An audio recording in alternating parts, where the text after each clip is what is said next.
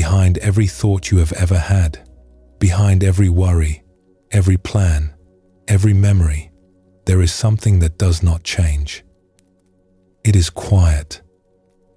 It is vast. And it has always been here. The Buddhist teachers called it awareness. The Zen masters sometimes called it your original nature. Tonight, we will call it the sky. Before we begin, feel free to share what time it is and where you're listening from. Thoughts come and go like clouds. Feelings rise and pass like weather. But the sky is always there. No storm has ever harmed it. No cloud has ever made it smaller. It does not need to be created or earned. It is what you already are. The teachings tonight come from the tradition of Zen and Buddhism. They are old and they are simple. They do not ask you to believe anything. They only invite you to notice what is already true. So let yourself settle in. There is no need to follow every word or stay awake. Just rest and let whatever reaches you reach you. Thank you for joining us here at Midnight Monk. Let us begin.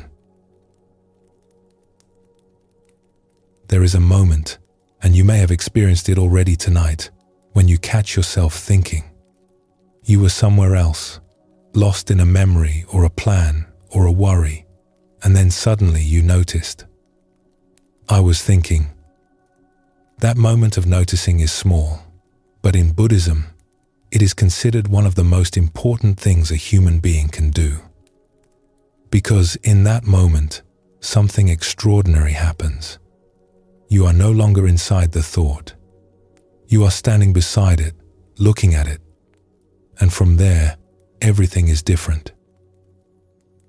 An old Buddhist teacher was once asked by a student, "How do I deal with my thoughts during meditation? There are so many of them. They pull me in every direction." The teacher said, "When a thought arrives, greet it.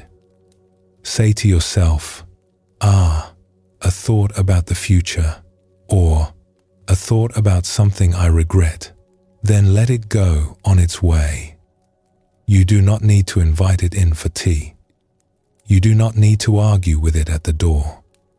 Just see it, name it gently, and return to where you are."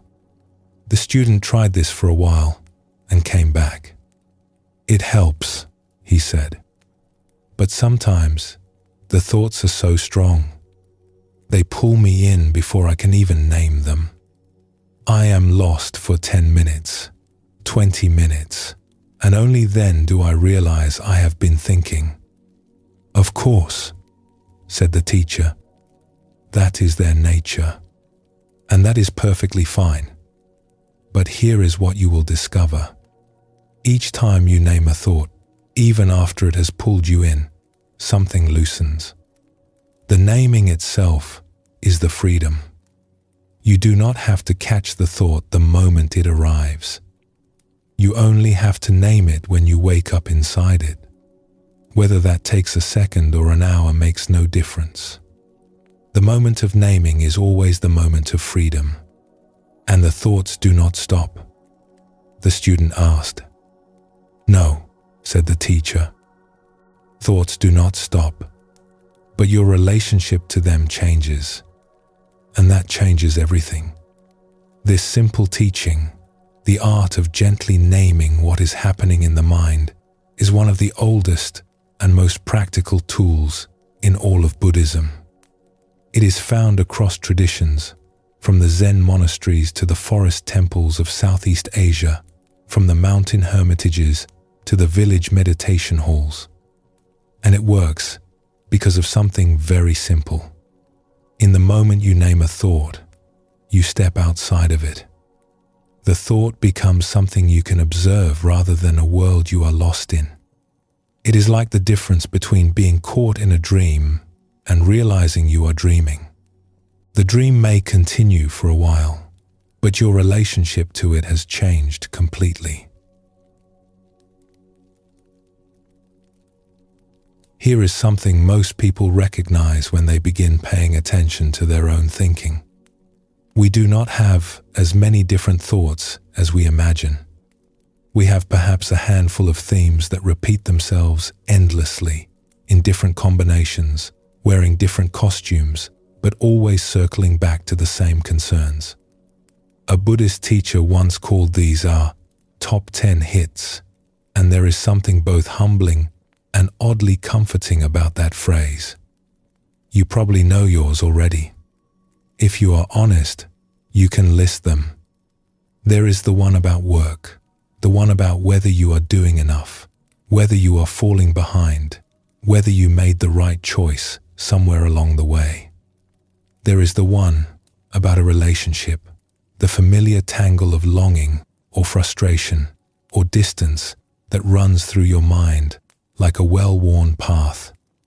There may be one about your health, or about money, or about some unresolved situation that has been sitting in the back of your mind for months or even years, neither fixed nor forgotten. And there is likely one about yourself, a quiet judgment that surfaces again and again, wearing slightly different words each time, but always carrying the same weight. What is remarkable is how convincing they are each time they appear. A thought you have had 300 times can arrive on the 301st occasion and still feel brand new, still feel urgent, still feel like something you need to solve right this minute. That is the nature of thought. It does not announce itself as a rerun. It always shows up in fresh clothing. The Buddha compared habitual thinking to a river that has been flowing in the same channel for a very long time. The water follows the path of least resistance. It does not choose to flow this way. It simply does, because the groove has been carved so deep by repetition. And so our minds return, again and again, to the same few rivers of thought. Not because these thoughts are the most important or the most useful, but because they are the most familiar. The channel is already there. The water knows no other way. There is no blame in this. It is simply how minds work. But there is great value in knowing what your top 10 are, because once you recognize a familiar thought, it loses some of its authority. The first time a worry arrives, it can feel urgent and new, as if it requires immediate attention. But the 17th time the same worry arrives, if you have been paying attention, you can meet it differently. Ah, you again. I know you. You were here yesterday and the day before that. You feel important, but I have learned that you always feel important, and the thing you warn me about rarely comes to pass. That is the power of naming. It transforms a demand into a visitor. And visitors, as we shall see, do not have to stay forever. There is a story from the Buddhist teachings about a woman who lived in a small village at the edge of a forest. She was a weaver by trade, skilled and patient with her hands, and she was known among her neighbors for her kindness and her willingness to help.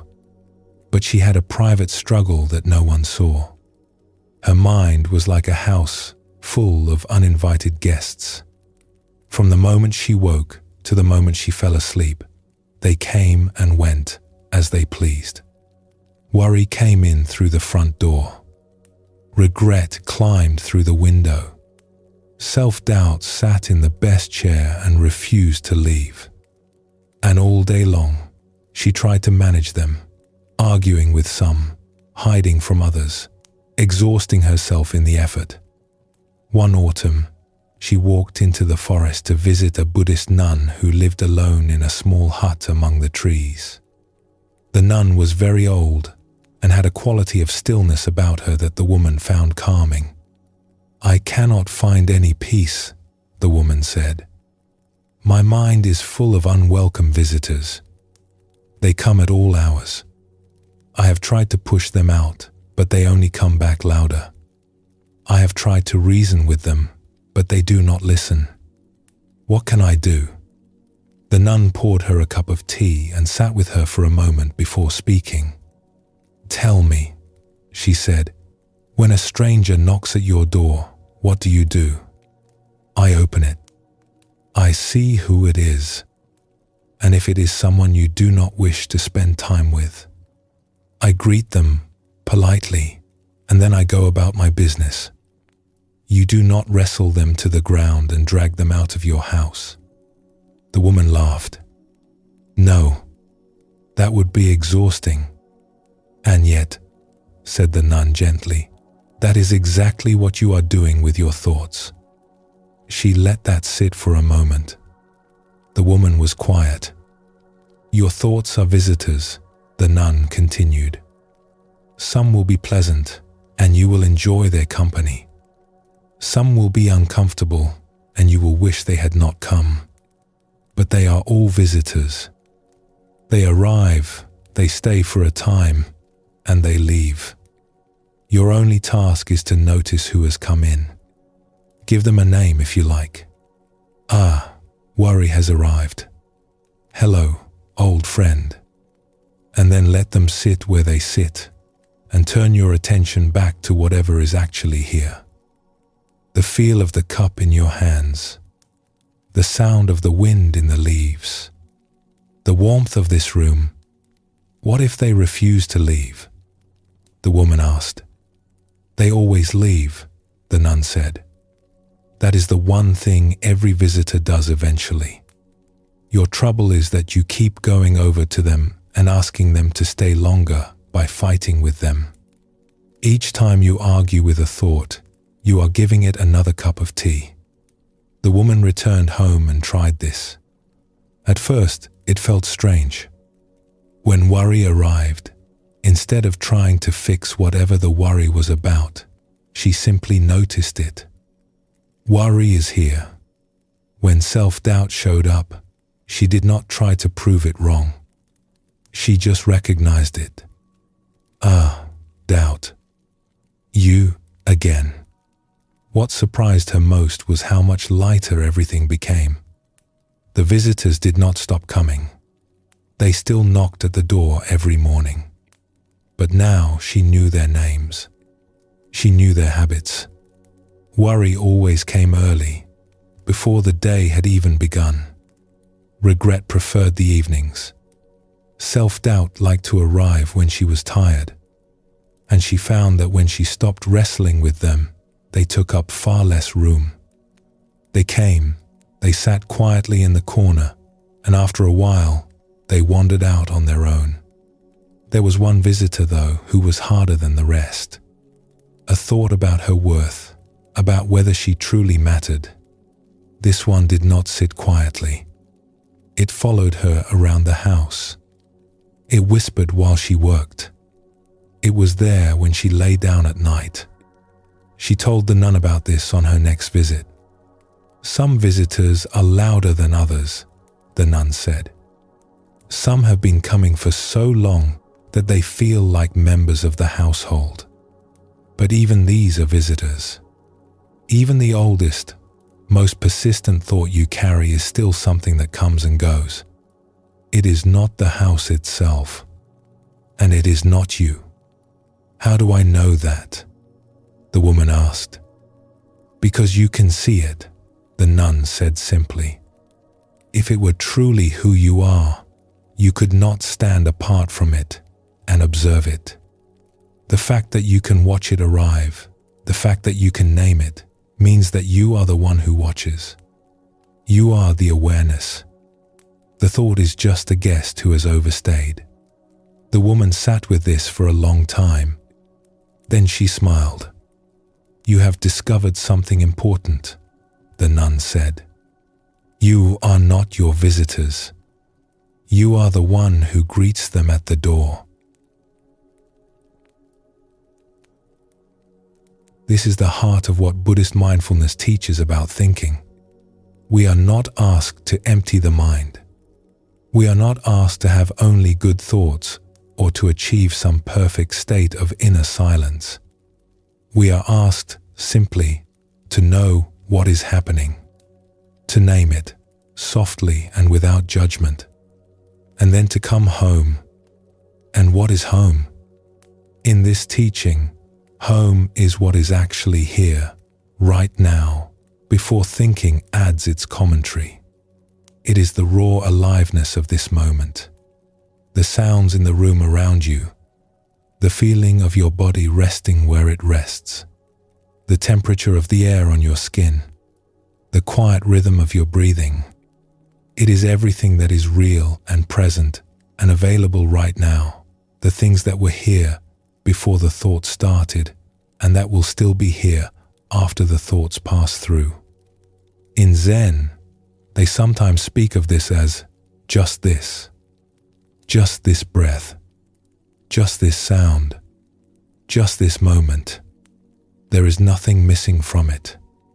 There is nothing that needs to be added to it. It is complete as it is, and when we arrive in it fully, even for a few seconds, there is a quality of wholeness that the thinking mind spends its entire life searching for and never quite finds. Because you cannot think your way to presence. You can only stop thinking for a moment and notice that presence is already here. The Zen teacher Thich Nhat Hanh once described it simply.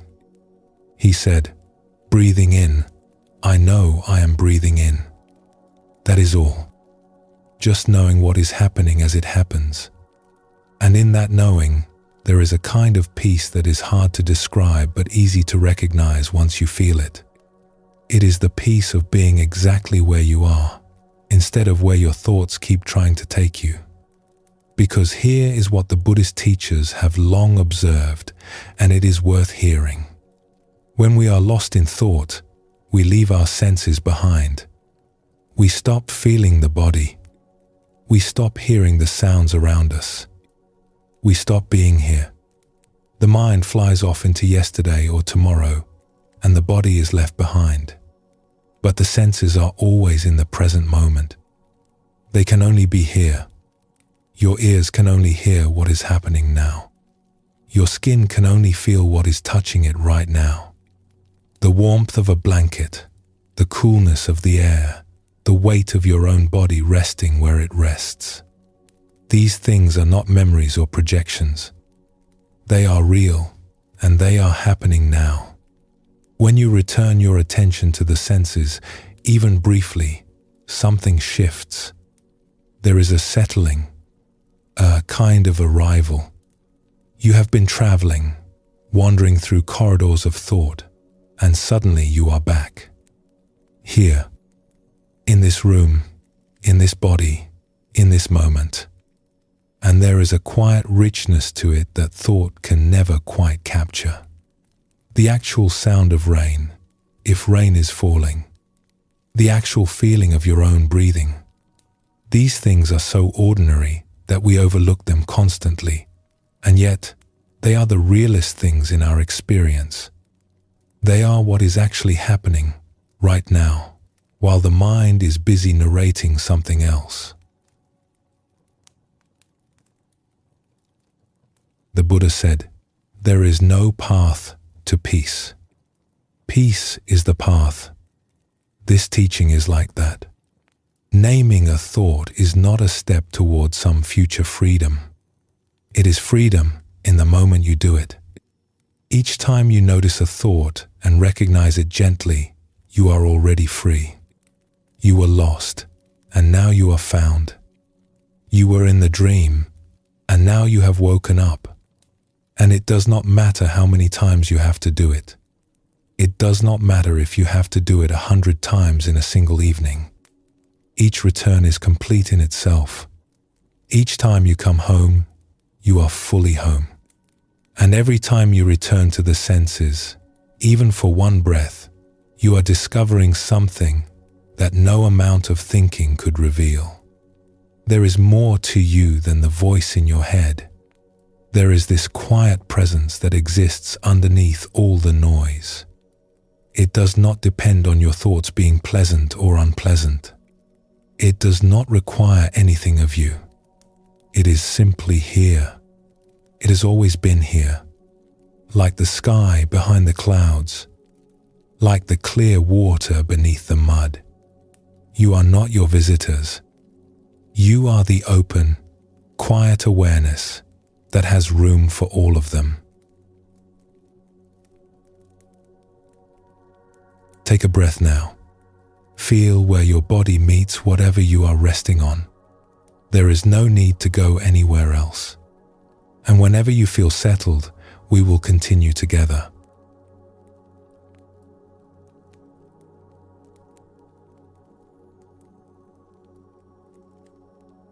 There is a teaching in Zen Buddhism that freedom is never far away.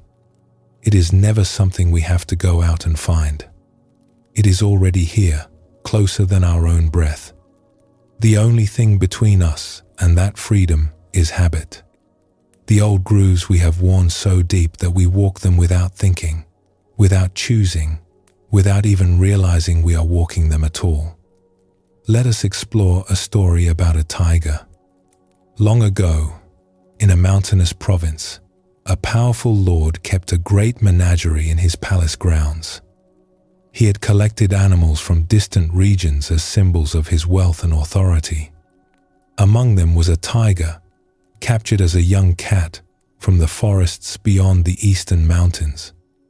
She was enormous and beautiful, with a coat like burnished copper and eyes the color of amber. But her home was a stone courtyard, 12 paces wide and 12 paces long, with high walls and an iron gate. A bare floor, no grass, no trees, nothing but stone and sky above. For years, the tiger paced that courtyard, back and forth, the same path, the same 12 steps in one direction, the same 12 steps back. She wore smooth grooves into the stone with her paws. In the early years, she would sometimes stop and lift her head, as if she could smell something on the wind, something from far away. But as the years passed, even that stopped. The pacing became her whole life. The servants who brought her food each morning could hear the rhythm of it before they even reached the gate. It never changed. It never stopped. One of the Lord's stewards, a quiet man who had spent his life caring for the animals, watched the tiger with growing unease. He visited her courtyard every day, and every day he saw the same thing. He could see something in her that the others could not. He saw that her pacing was not restlessness. It was something closer to forgetting. She had forgotten what it felt like to run through tall grass, to drink from a cold stream, to lie in the shade of a forest in the heat of the afternoon. Her world had become 12 paces wide, and she had come to believe that this was all there was. The steward went to his lord and asked permission to build something different for her. He described a walled enclosure on the hillside beyond the palace, several acres of forest with a stream and clearings and tall pines. It took a long time to convince the Lord, and longer still to build it. But eventually, the day came. There was a quiet excitement among the steward and his helpers as they led the tiger to her new home. The morning was cool. Birds were calling in the trees. The steward opened the gate to the enclosure and stepped back. Before her lay everything a tiger could want. Open ground stretching in every direction. Pine trees and birch. A stream that caught the sunlight as it moved over smooth stones. The smell of earth and leaves and wild grass. The tiger stepped through the gate. She stood very still for a moment, her great head turning slowly, taking in this new world. The steward held his breath. One of the younger helpers whispered, "Look, she sees it." And then the tiger walked to the nearest corner, lowered her head, and began to pace. 12 steps in one direction, 12 steps back. The same rhythm, the same path. as if the walls of the old courtyard were still around her, as if the stone floor were still beneath her feet. She did this for the rest of her life, back and forth across a small patch of ground in the corner of a vast and beautiful space she never explored.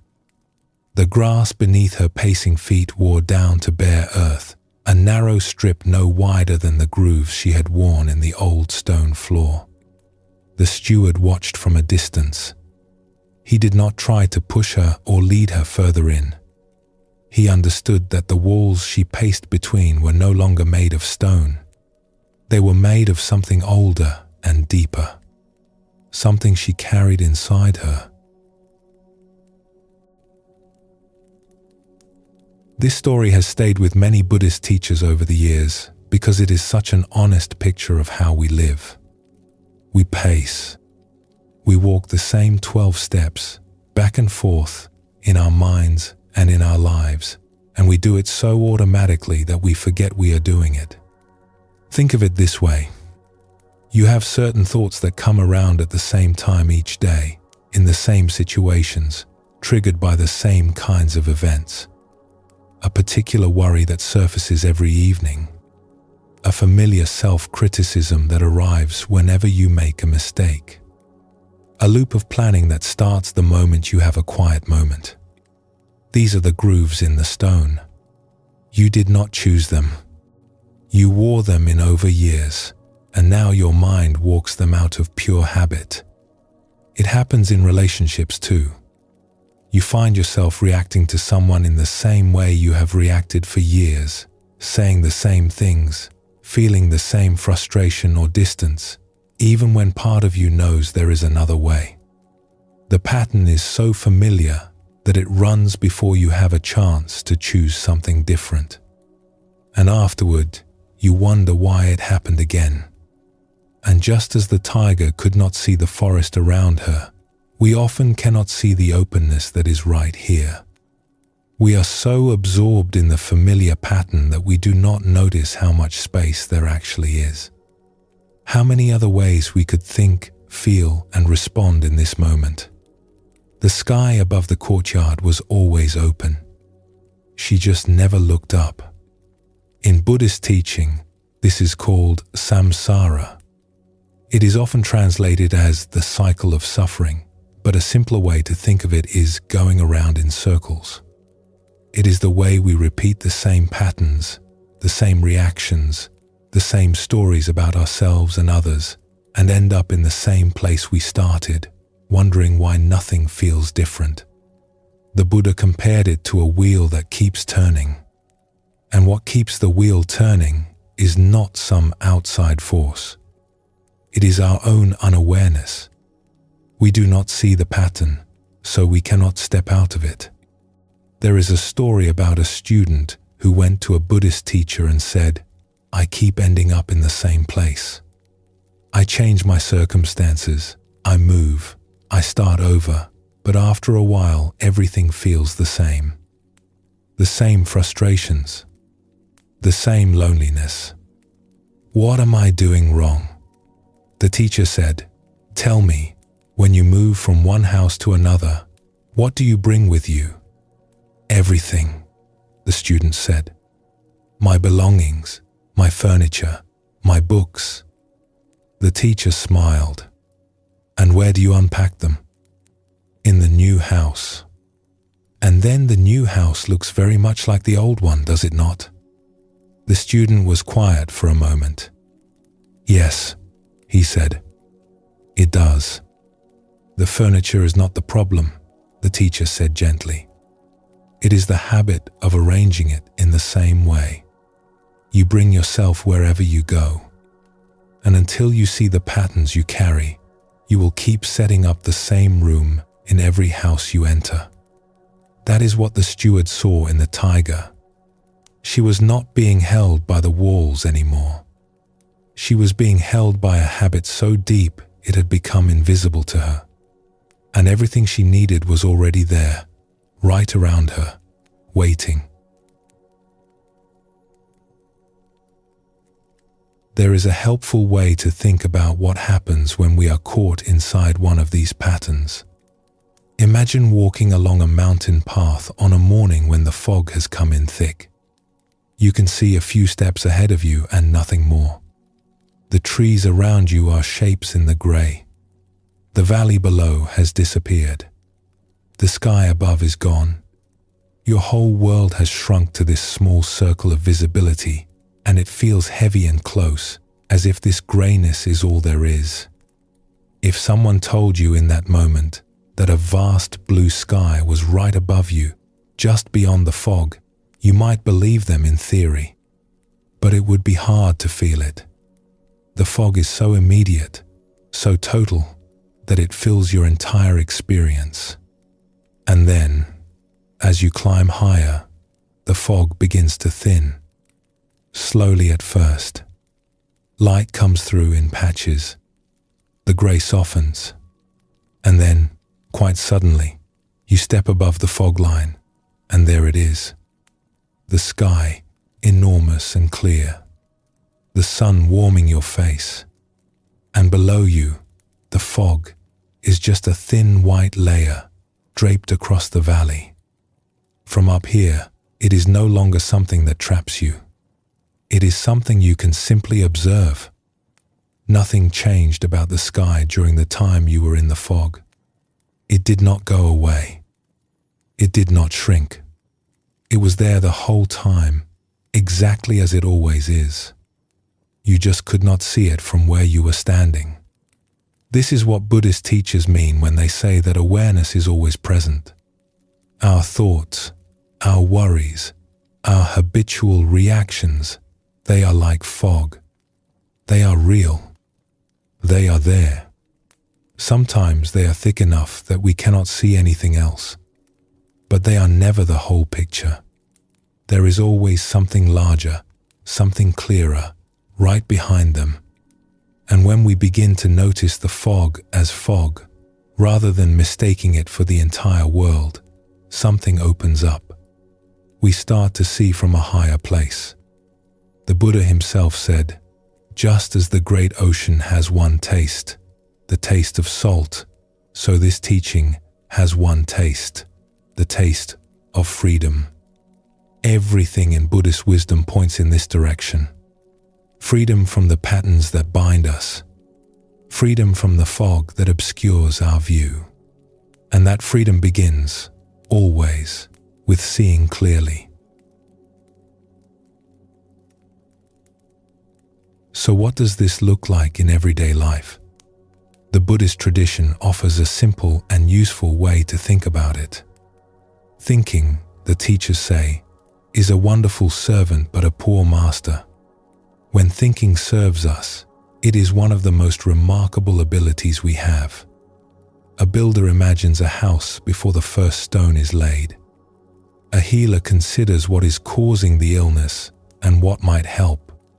A traveler plans the route before setting out. A parent thinks through how to explain something difficult to a child. In these moments, thought is a tool, and we are the ones using it. We pick it up when we need it and set it down when we are done. There is a lightness to it. We think, we act, and then we move on. But when thinking becomes the master, the feeling is completely different. We are no longer choosing our thoughts. They are choosing us.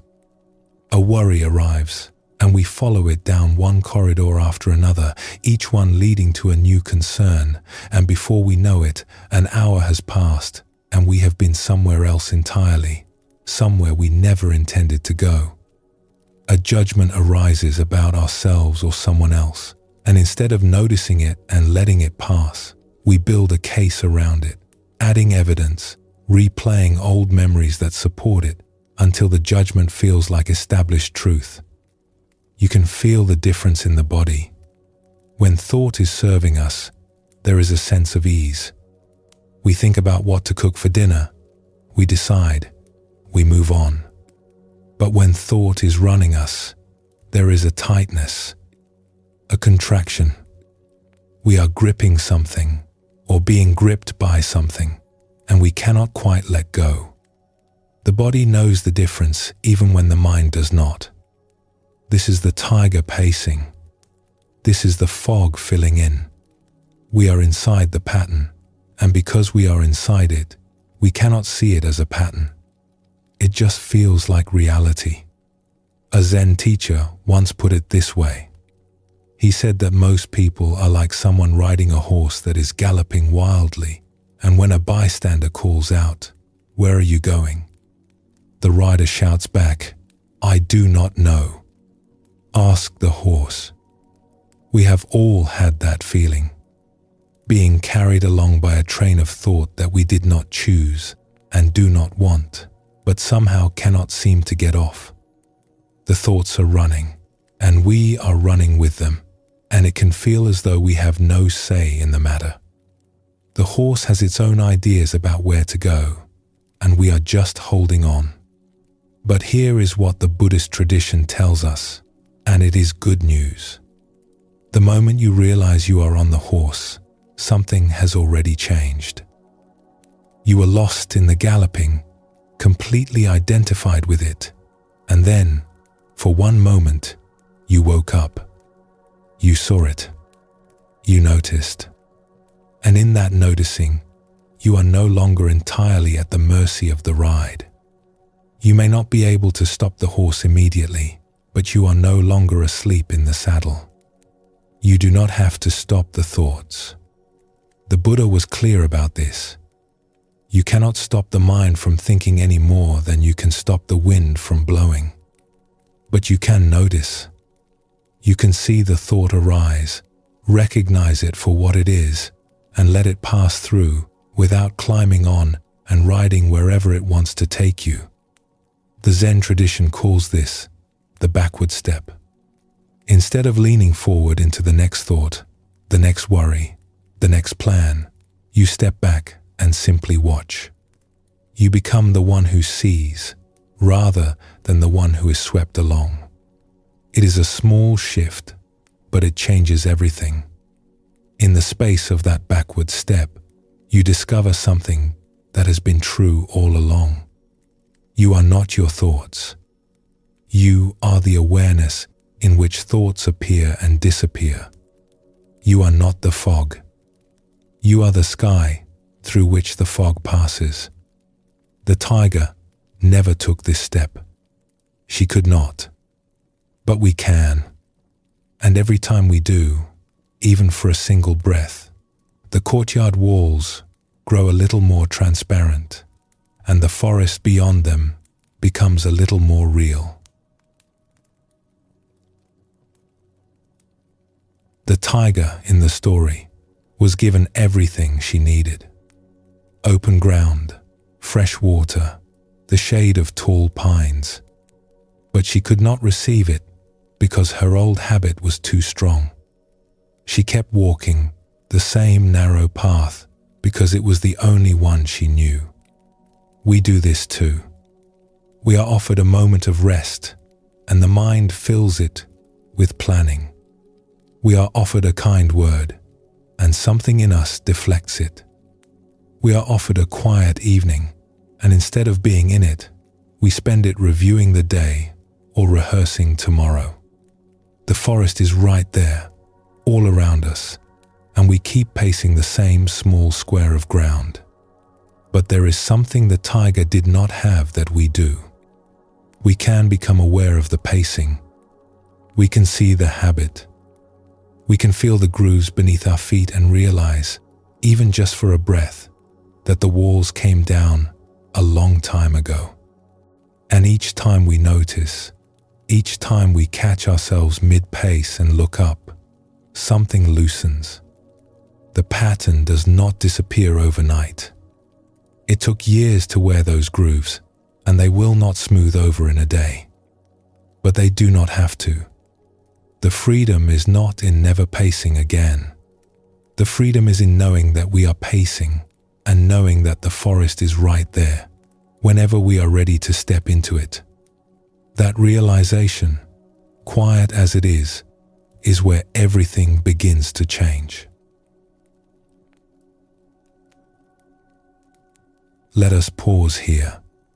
Take a breath and let it go slowly. Notice where you are right now, how your body feels, what is present. There is no rush. Whenever you are ready, we will continue.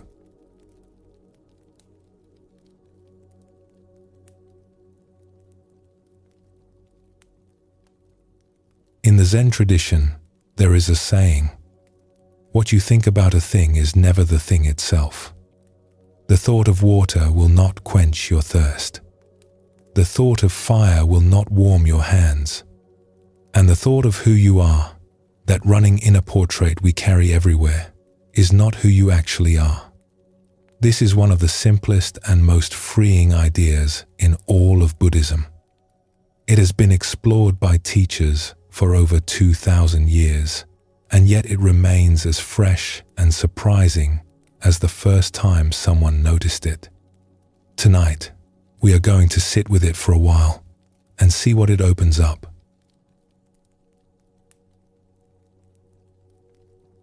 Consider a tree, a real, living tree. Perhaps you have one in mind right now. A tree you have passed many times, one you know well enough to picture clearly. Now notice the difference between the tree in your mind and the tree in the world. The thought of the tree is flat and still. It is made of memory and imagination. It has a rough shape, maybe a color, but it has no weight, no texture, no temperature. It does not move. It does not change. It is more like a sketch than a living thing. The actual tree is something else entirely. Its leaves turn in the wind, showing one shade of green and then another. Its bark is rough under your fingers, cool in the shade, warm where the sun has been resting on it all afternoon. In spring, it smells of blossoms. In autumn, its leaves go gold and red and brown, and they fall one by one, each one finding its own path to the ground. Birds land on its branches and sing and fly away again. Insects move along its bark. Rain collects in the crooks of its limbs. Its roots are reaching deep into the earth in ways you will never see, drawing up water, intertwining with the roots of other trees, part of a network that stretches through the entire forest floor. The thought of the tree captures something. It is a real experience in the mind, but it is a tiny frozen fragment of the living reality. A single still photograph of something that is always moving, always growing, always more than any image could hold. And if you confuse the thought with the tree itself, you would miss almost everything. A great naturalist once wrote something that has stayed with many Buddhist teachers. He said, "If there is a difference between the bird and what the guidebook says, believe the bird. Trust the living thing over the description of it. Trust what is actually here, right now, alive and breathing and changing over what the mind says is here." This is where the Buddhist teaching on thoughts begins. With this recognition that our thoughts are representations of reality, not reality itself. They point toward things, they describe things, they label and sort and categorize. But the description is never the thing itself, and the story we tell ourselves about our lives is never the full truth of what is actually present in this moment. So what are thoughts, exactly? If you pay attention to them, which is something the Buddhist tradition encourages, you begin to notice that they come in different forms. Some are words, like a voice narrating or commenting. Some are images, still pictures or brief scenes that play out behind the eyes. Some are more like impressions, a vague sense of something without any clear shape, a feeling that has not yet found words. And some seem to live mostly in the body, showing up as tightness or restlessness before any words or images arrive at all. They come uninvited, most of them. You did not sit down and decide to think your next thought. It simply appeared. And then the next one appeared. And the next. They arise on their own, like bubbles rising through water, and they dissolve on their own too, if you let them. The Buddha once compared the mind to a host receiving guests at an inn. The guests come and go. Some are pleasant, some are difficult, but the host does not become the guest. The host remains. The trouble is that most of us do not notice this. We do not see thoughts as guests arriving and departing. We see them as us. We hear the inner voice say something, and we assume it is telling the truth. We feel a flash of anxiety, and we assume it means something is genuinely wrong. We have a critical thought about ourselves, and we accept it the way we might accept the weather. Of course, that is just how it is. But the Buddhist tradition invites us to look more carefully. And when we do, we discover something both simple and surprising. Thoughts are real, but they are not true. What does that mean? It means that the experience of having a thought is real. It is genuinely happening. When you think, "I am not good enough," that thought exists. You can feel its weight. It affects your mood, your body, your choices. It is a real event in the mind and in the body. Nobody is denying that. But is it true? Is it an accurate and complete description of what you are? The Buddhist answer is no. It is one tiny representation, a single brushstroke on a vast canvas. It captures something, perhaps a feeling from childhood, perhaps an echo of something someone once said to you, perhaps a moment of tiredness or disappointment that the mind has turned into a sweeping conclusion. But it leaves out almost everything else. It leaves out every kindness you have shown, every difficulty you have come through, every moment of courage and care that makes up the actual texture of your life. The thought is real, but it is not the whole truth, and it is certainly not the final truth. This applies to all of our thoughts, even the ones that feel most solid and certain. The thought, "This will never get better." Real as an experience, yes. But is it true? How could you possibly know what will or will not change? People recover from things they were sure they would never recover from. Situations shift in ways no one could have predicted. The thought sounds authoritative, but it is guessing. It is projecting the present moment forward into an unknown future and calling it fact. The thought, "That person does not care about me." Real as a feeling. But is it the full picture? You are reading one expression, one moment, one silence, and building an entire story from it. Meanwhile, the other person may be lost in their own fog, their own worries, their own 12-step pacing, and it has nothing at all to do with you. We do this constantly. We take a small piece of experience, wrap it in a thought, and then treat the thought as if it were the complete and final word on the matter. And then we react to the thought rather than to what is actually happening. It is worth noticing that this does not only apply to negative thoughts. We do the same thing with pleasant ones. We meet someone new and think, "This person is wonderful. They are exactly what I have been looking for." And we are reacting to a thought, an image we have created, rather than to the actual person sitting in front of us, who is far more complex and surprising than any first impression could capture. In time, when they inevitably turn out to be a real human being and not the image we had constructed, we feel disappointed. But the disappointment is not really about them. It is about the gap between the thought and the reality. This is what the Buddhist tradition is pointing to. Thoughts are useful. They help us navigate, but they are always simplified, always incomplete, always slightly behind or ahead of what is actually happening in this living moment. When we know this, when we carry this understanding gently with us, we hold our thoughts a little more lightly. We listen to them without being governed by them. We let them inform us without letting them imprison us. And that makes all the difference. There is a story from the Zen tradition that brings this teaching to life. A man traveled a long way to a monastery in the mountains to study with a Buddhist teacher who was known for his directness.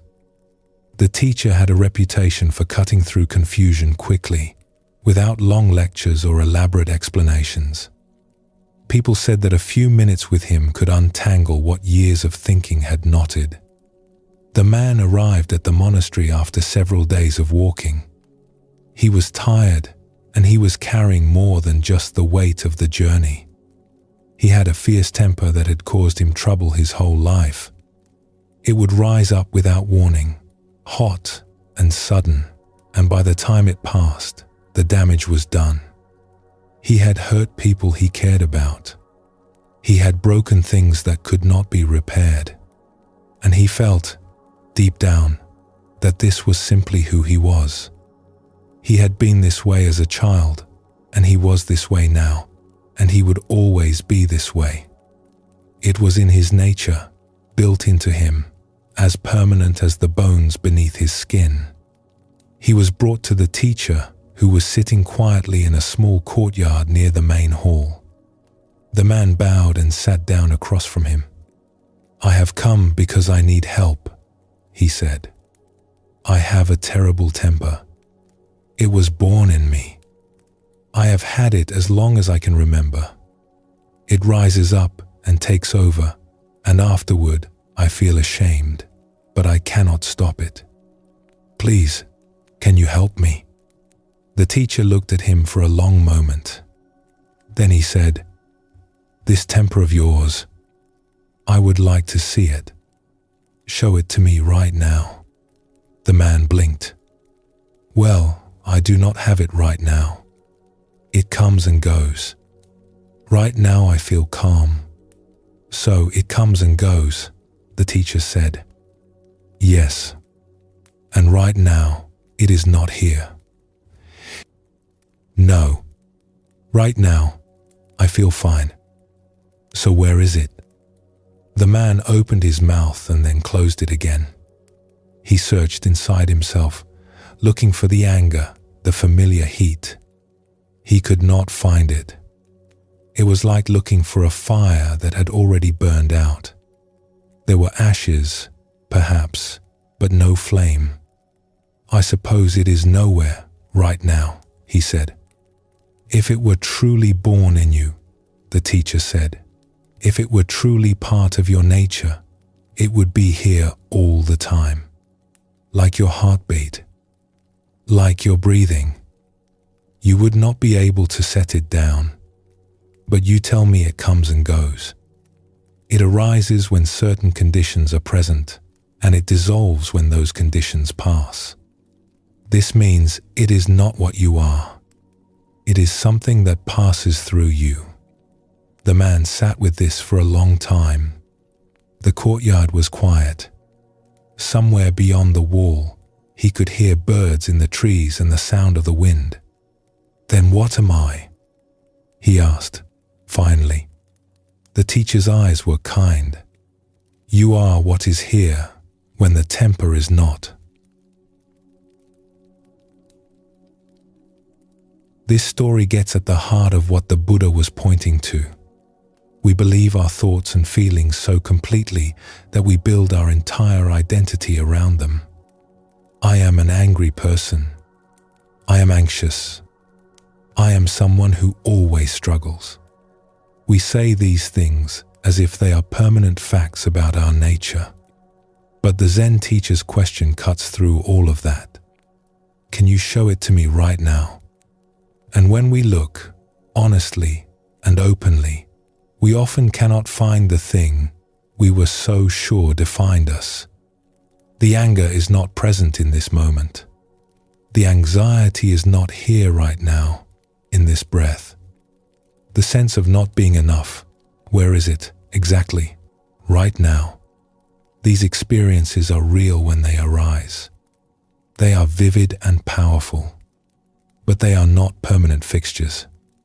They come and go, and what remains when they pass is something much larger, much quieter, and much more fundamentally you than any passing storm could be. In Buddhism, this is sometimes called your original face. The face you had before you began to tell stories about yourself. Before the opinions and the worries and the self-judgment started piling up. There is something underneath all of that. Something that was here before the first thought arose this morning and will still be here after the last one fades tonight. It is awareness itself. Open, undamaged, and always present. It is the sky. There is a freedom that comes from understanding this. When you know that a thought is a thought, you are no longer trapped inside it. You can feel it arise, you can notice what it says, and you can let it pass through without it defining you or dictating your next move. The thought, "I am failing," can come, and you can recognize it as a familiar visitor. It is real. You feel it. But you do not have to rearrange your life around it, because you know it is not the whole truth. It is one cloud crossing the sky. An important cloud, perhaps. One worth noticing. But it is not the sky. The Buddhist teacher who worked with the man and his temper was not trying to get rid of the temper. He was not saying that anger is bad, or that the man was wrong for feeling it. He was saying something much simpler and much kinder. You are bigger than this. You are the awareness in which the temper arises and falls away. You are the space in which the storm happens. And that space has never once been damaged by anything that has passed through it. Imagine for a moment what that would feel like. To have a worried thought arrive, and instead of immediately following it, instead of climbing onto it and riding it wherever it wants to go, you simply recognize it. Oh, there is worry. It is here. And you stay where you are. You stay in the awareness, in the sky, and you watch the cloud drift through. It may be dark. It may be large. But it moves. Everything moves. And you remain. This is not something you have to force or manufacture. It is something you can discover again and again, simply by noticing. Each time you catch a thought and see it for what it is, a representation and not the reality itself, you have stepped out of the guidebook and into the presence of the living bird. This does not mean we ignore our thoughts or pretend they do not exist. Zen Buddhism is very clear about this. Thoughts are not the enemy. They are part of being alive. They carry information. They can point us toward things that matter. A thought of compassion can move us to help someone. A thought of caution can keep us safe. The point is not to silence the mind. The point is to stop mistaking the commentary for the event itself. The bird is not the guidebook. The tree is not the photograph, and you are not the voice in your head. You are something far more open, far more alive, and far less troubled than any thought has ever suggested. Take a moment here. Let your breathing settle. Notice what is present right now, underneath whatever thoughts may be passing through. There is something quiet there. It has always been there. And whenever you are ready, we will continue on together.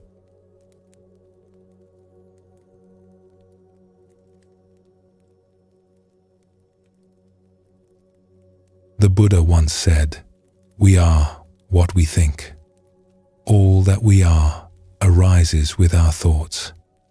Let us stay here for a while, with thinking, with the quiet, restless, endlessly busy mind that so many of us carry with us into bed each night. Let us take a walk together through a forest. Imagine a path through old trees. The ground is soft beneath your feet, covered in fallen leaves and moss. The air smells of earth and bark and something green and living. Branches arch overhead, filtering the light into patterns on the ground. A stream runs somewhere nearby. You can hear it but not see it. Birds call in the distance, then go silent. It is peaceful here. You walk slowly. There is no hurry. The path curves gently between the trunks. Some of the trees are very old, their roots rising out of the ground like the knuckles of ancient hands. Some are younger, slender, still finding their way toward the light. Each one is different. Each one is simply being what it is. Now imagine something strange. Imagine that each tree you pass has a voice. Not a loud voice, more like a murmur, a running commentary.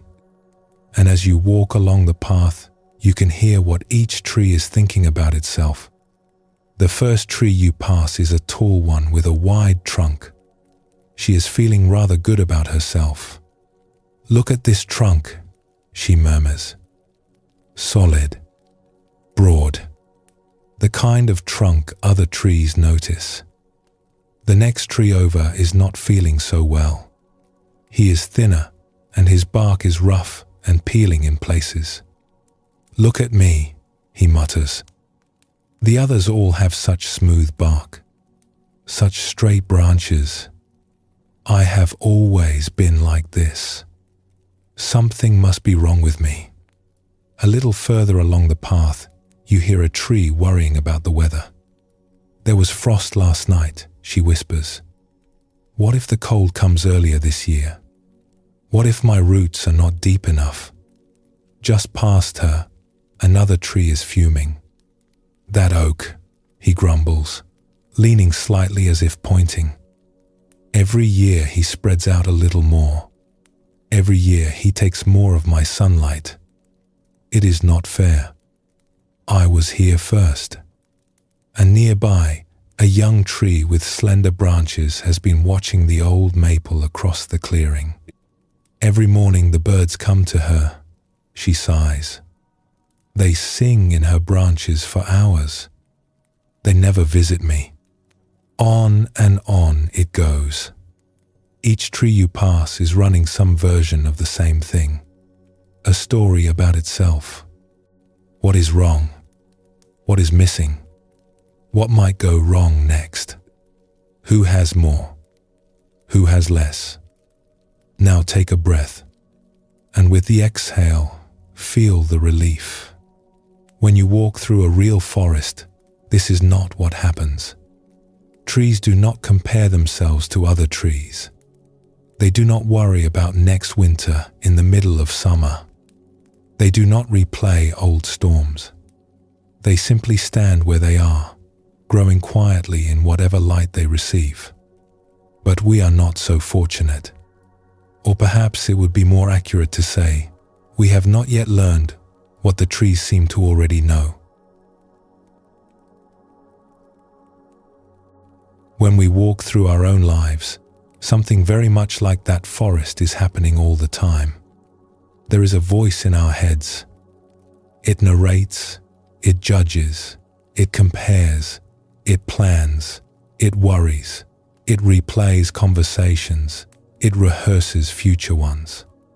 It runs all day and well into the night. For some of us, it is the last thing we hear before we fall asleep and the first thing we hear when we wake up. We live inside a kind of movie, and the main character in this movie is always us. Everyone else is a supporting player. The neighbor, the colleague, the stranger in the shop. Everything that happens is filtered through one question: what does this mean for me? Most of the time, we do not even realize the movie is playing. We do not see it as a story. We experience it as reality. When the voice says, "You should not have said that," we feel the sting of regret as if it is happening now, even though the conversation ended hours ago. When the voice says, "What if this does not work out?" we feel the weight of a future that has not arrived and may never arrive. The narration is so constant and so familiar that we mistake it for the truth. We mistake the map for the territory, the menu for the meal. There is a difference between thinking about your life and actually being in your life. One is made of words and images and memories stitched together into a story. The other is the warmth of the blanket against your skin right now, the sound of this voice, the rise and fall of your own breathing. The two feel very different once you begin to notice. This is simply what minds do. Minds produce thoughts the way a spring produces water. It is their nature, and for good reason. Thinking helped our ancestors survive. It helped them plan, solve problems, remember dangers, and pass on what they learned. Without thought, none of the good things in human life would exist. But somewhere along the way, something shifted.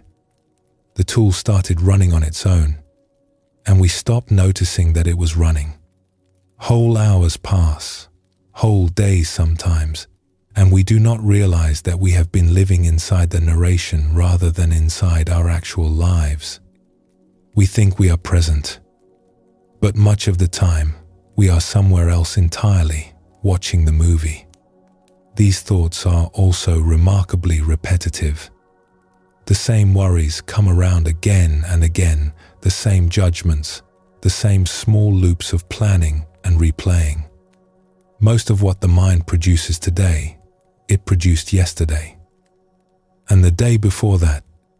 It is a bit like setting out on a long journey through empty countryside, and just before the road opens up, you pass a sign that reads, "You and your own familiar thoughts, the next 500 miles."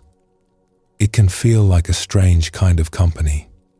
Familiar, relentless, and not always kind. And even at night, when the body is ready to rest, the mind often keeps going. It replays the day. It rehearses tomorrow. It digs up something from last week that was nearly forgotten and presents it again, fresh and urgent, as if it had just happened. The body is lying still, but the mind is pacing back and forth, like something caged. And yet, because this is so familiar, we rarely question it. We rarely stop and ask, is this thought even true? Is it taking me somewhere I want to go? We just let it run, the way you might let a radio play in the background until you forget it is on. The music becomes the room. The thoughts become the world. There is an old Zen story about this. A young man traveled a long way through the mountains to study with an old teacher who lived alone in a small hermitage above a valley. It had taken him 3 days on foot. He had heard that this teacher was wise and that he spoke simply, which was what the young man wanted, because he had already read many books and none of them had helped. The young man was restless. His mind gave him no peace. He arrived tired and dusty from the road, and the teacher invited him in and offered him a seat on the floor. The hermitage was small and clean. There was a low table, a mat for sleeping, a shelf with a few jars, and a window that looked out over the valley below. "Please," the young man said, "I need your help. My mind will not stop. Every day it is the same. Worries and plans and regrets and fears, one after another. I have tried to push the thoughts away, but they come back stronger. I have tried to force my mind to be still, but it only becomes louder. What should I do?" The old teacher did not answer right away. He was preparing tea, moving slowly, and he continued what he was doing as if he had all the time in the world. When the tea was ready, he set a cup before his guest. "Drink," he said. "You have come a long way." The young man drank, but he was impatient. He wanted an answer. The teacher stood, walked to the doorway, and picked up a glass jar from his shelf. He took it outside to the stream that ran past the hermitage. The young man watched from the doorway as the teacher knelt by the water and scooped the jar along the bottom where the current stirred the silt. When he brought it back inside, the water in the jar was cloudy and brown. He set the jar on the low table between them. "Tell me what you see," the teacher said. "Muddy water," the young man replied. "And what would you like to see?" "Clear water." "Very well," said the teacher. "Go ahead and make it clear." The young man looked at the jar.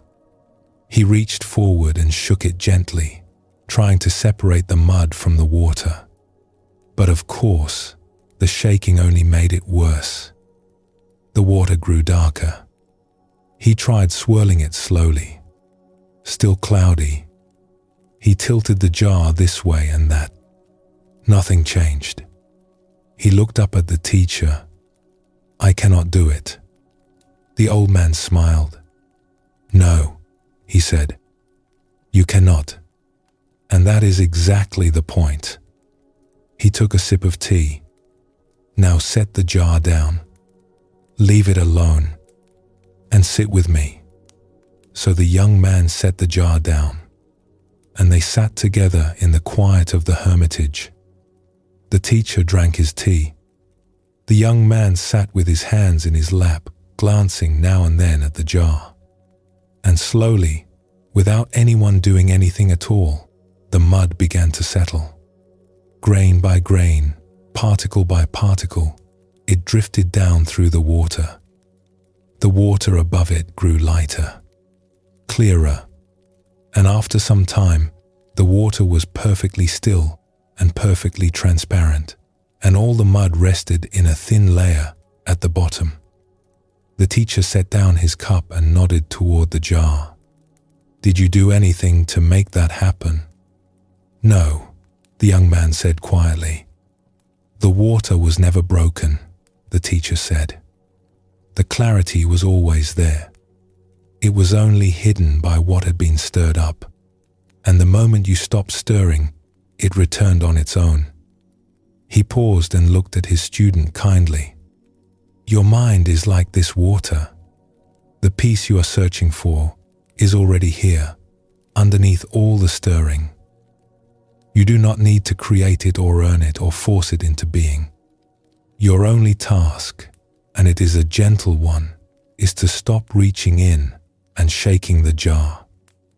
The young man stayed at the hermitage for several days after that. He did not receive many more teachings. The teacher did not give long lectures or assign difficult practices. Mostly they sat together, or walked in the mountains, or prepared meals in silence. And what the young man began to notice, slowly, was that when he stopped trying so hard to fix his mind, it began to settle on its own. Gradually, imperfectly, the way the mud settled in the jar, grain by grain, without any help. Years later, when he was asked what he had learned from the old teacher, he said, "He taught me that the water was never broken." The teacher in that story understood something the Buddha had taught centuries before him. The mind, left to its old habits, has a kind of gravity. It sinks toward worry. This is an inheritance. Long ago, the minds that worried were the minds that survived. In a world of real physical danger, the mind that assumed the rustle in the bushes was harmless did not last long.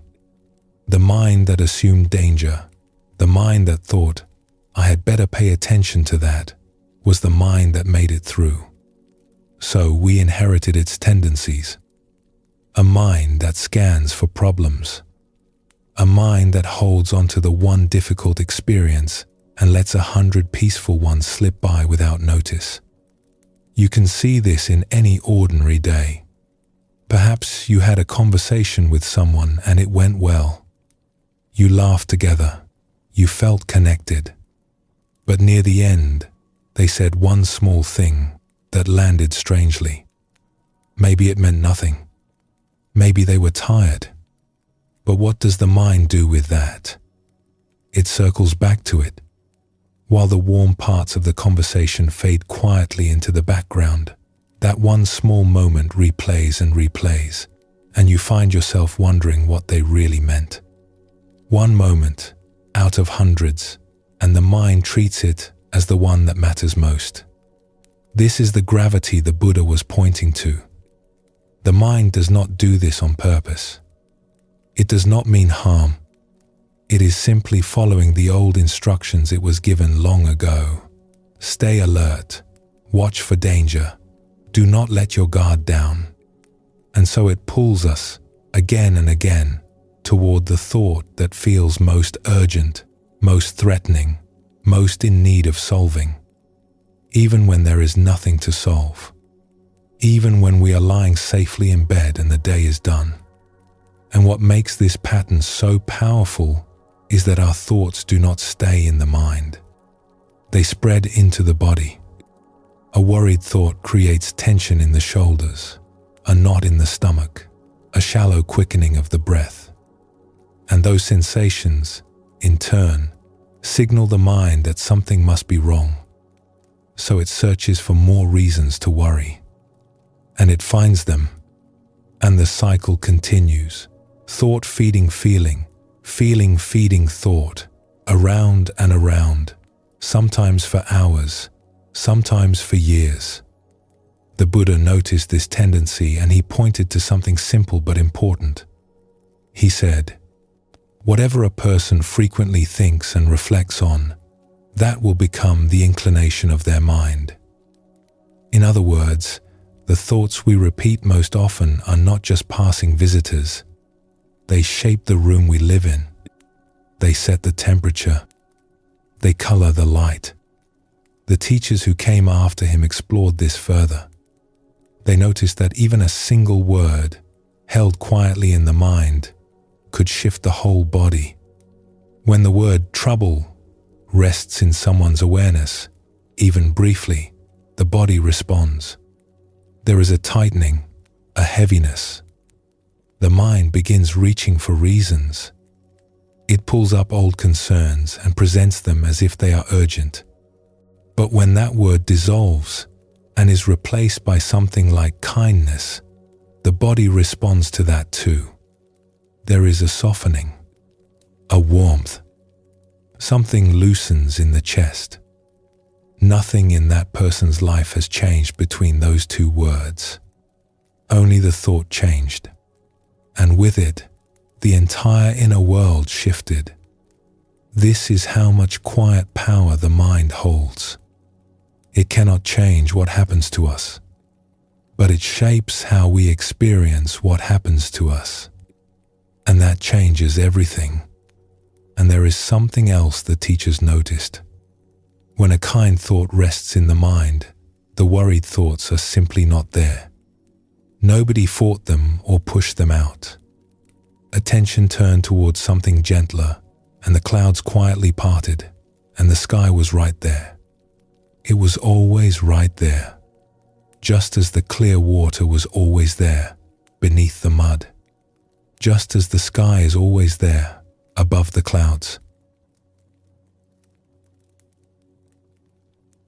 This is where we begin tonight, simply noticing the voices in the forest, noticing the flavor of the thoughts that pass through, and then, gently, setting the jar down, The sky behind the clouds has never gone anywhere.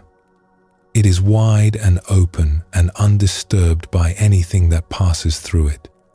The clouds come and the clouds go. Some are light, some are dark. Some stay for a long time, but the sky remains. It has always remained. The clarity was always there underneath. It was only ever hidden, never lost. And now the mud is settling. The water is clearing. There is nothing you need to do to help it along. Let us rest here for a moment. Take a breath. Notice how you are feeling right now, just as you are. And whenever you are ready, we will continue together.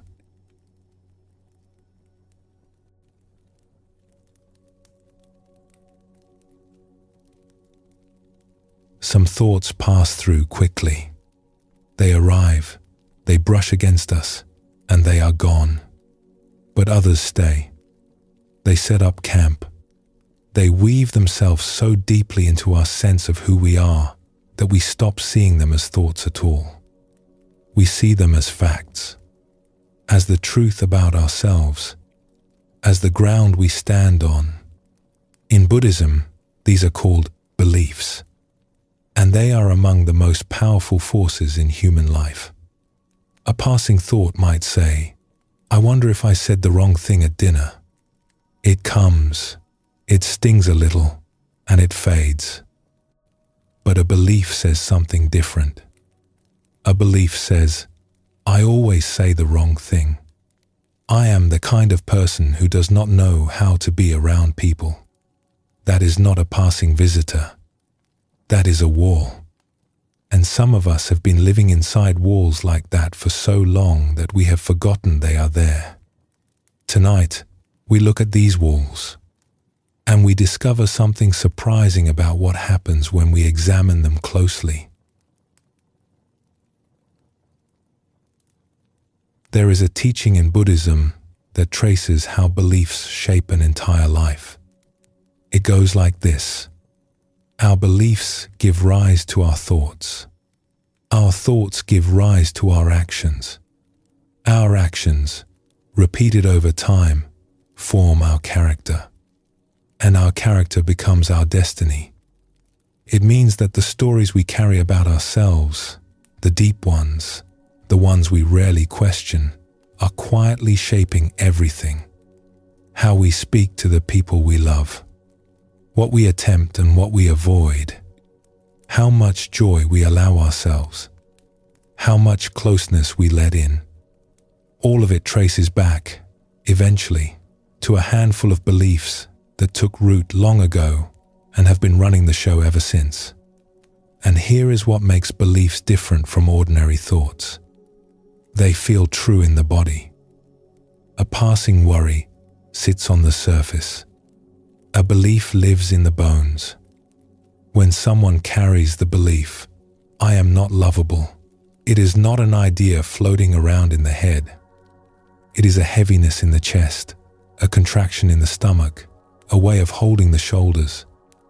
The body has absorbed it. The body believes it too. That is why beliefs are so much harder to see through than ordinary thoughts. With an ordinary thought, you can name it and let it go, as we explored earlier. But a belief resists that. It says, "This is not a thought. This is the truth. This is just how things are." And because it feels so real, so physical, so woven into the fabric of daily life, we tend to agree. Buddhist teachers offer a simple way to spot a belief that may be causing quiet harm. Look for the word should.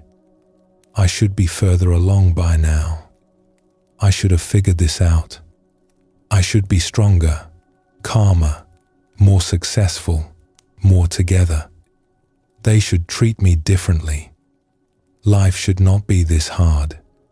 Whenever should appears, a belief is at work. And what the word should really means is reality is wrong. Things are not as they ought to be. It is an argument with what is. And arguments with what is, as any Buddhist teacher will gently point out, are arguments we cannot win. Not because we are weak, but because reality is already here. It has already arrived. The moment has already taken this shape. And standing inside it, insisting it should be different, creates a particular kind of suffering, a tightness, a frustration, a feeling of swimming against a current that will not change direction, no matter how hard we swim. You can feel this in small ways every day. You should not be stuck in this situation. Your body should feel better than it does. That conversation should have gone differently. Each should is a small fist clenching around something that has already happened, trying to reshape it by sheer force of will. And each one leaves you a little more tired, a little more tense, a little further from the peace that is always available right here in what actually is. This does not mean we should accept everything passively or never try to improve our lives. The Buddhist path is full of intention and care and effort. But there is a difference between working with what is here and arguing against it. One moves with the current. The other exhausts itself pushing against it. And the beliefs underneath our should statements, the ones about our worth, our lovability, our fundamental okayness, these are often the oldest and deepest walls we carry. They were built long ago, usually in childhood, when we did not have the words to question them or the perspective to see around them. A child does not think, this is a belief I am forming that may or may not be accurate. A child simply absorbs the feeling and builds a world around it. I am not safe here. I am too much. I am not enough. Something is wrong with me. And those walls have been standing ever since, shaping everything, while we walk back and forth inside them without even knowing they are there. There is a story from the Zen tradition that goes to the heart of this. Long ago, in the mountains of northern China, there lived a Buddhist teacher of great reputation. He had spent decades in solitary practice, and it was said that his understanding was profound. He lived in a cave high above a valley, and the path to reach him was steep and treacherous, especially in winter. One winter, during a heavy snowfall, a young man arrived at the mouth of the cave. He had traveled for many weeks to find this teacher. He stood outside in the falling snow and called out, asking to be received as a student. The teacher did not answer. The young man waited. Snow gathered on his shoulders, on his head, in the folds of his robes. The cold was severe. Hours passed. Still no answer came from inside the cave. By the following morning, the snow had risen to his knees. His body was shaking. His hands had gone numb. But he did not leave. He stood there through the second day and into the second night, and still the teacher said nothing. On the third morning, the teacher finally appeared at the mouth of the cave. He was older than the young man had expected. His face was deeply lined, and he moved slowly, but his eyes were clear and alert. He looked at the young man, who was nearly frozen, standing in snow that had risen past his knees, and said, "Why are you still here?" "Because I am suffering," the young man said. His voice was hoarse. "My mind is in turmoil. I have no peace. I have traveled a long way because I heard that you understand these things. I have tried everything I know, and nothing has worked. I am asking you, please, to help me find peace." The teacher studied him for a long moment. Something in the young man's face seemed to satisfy him. He stepped aside and let him enter.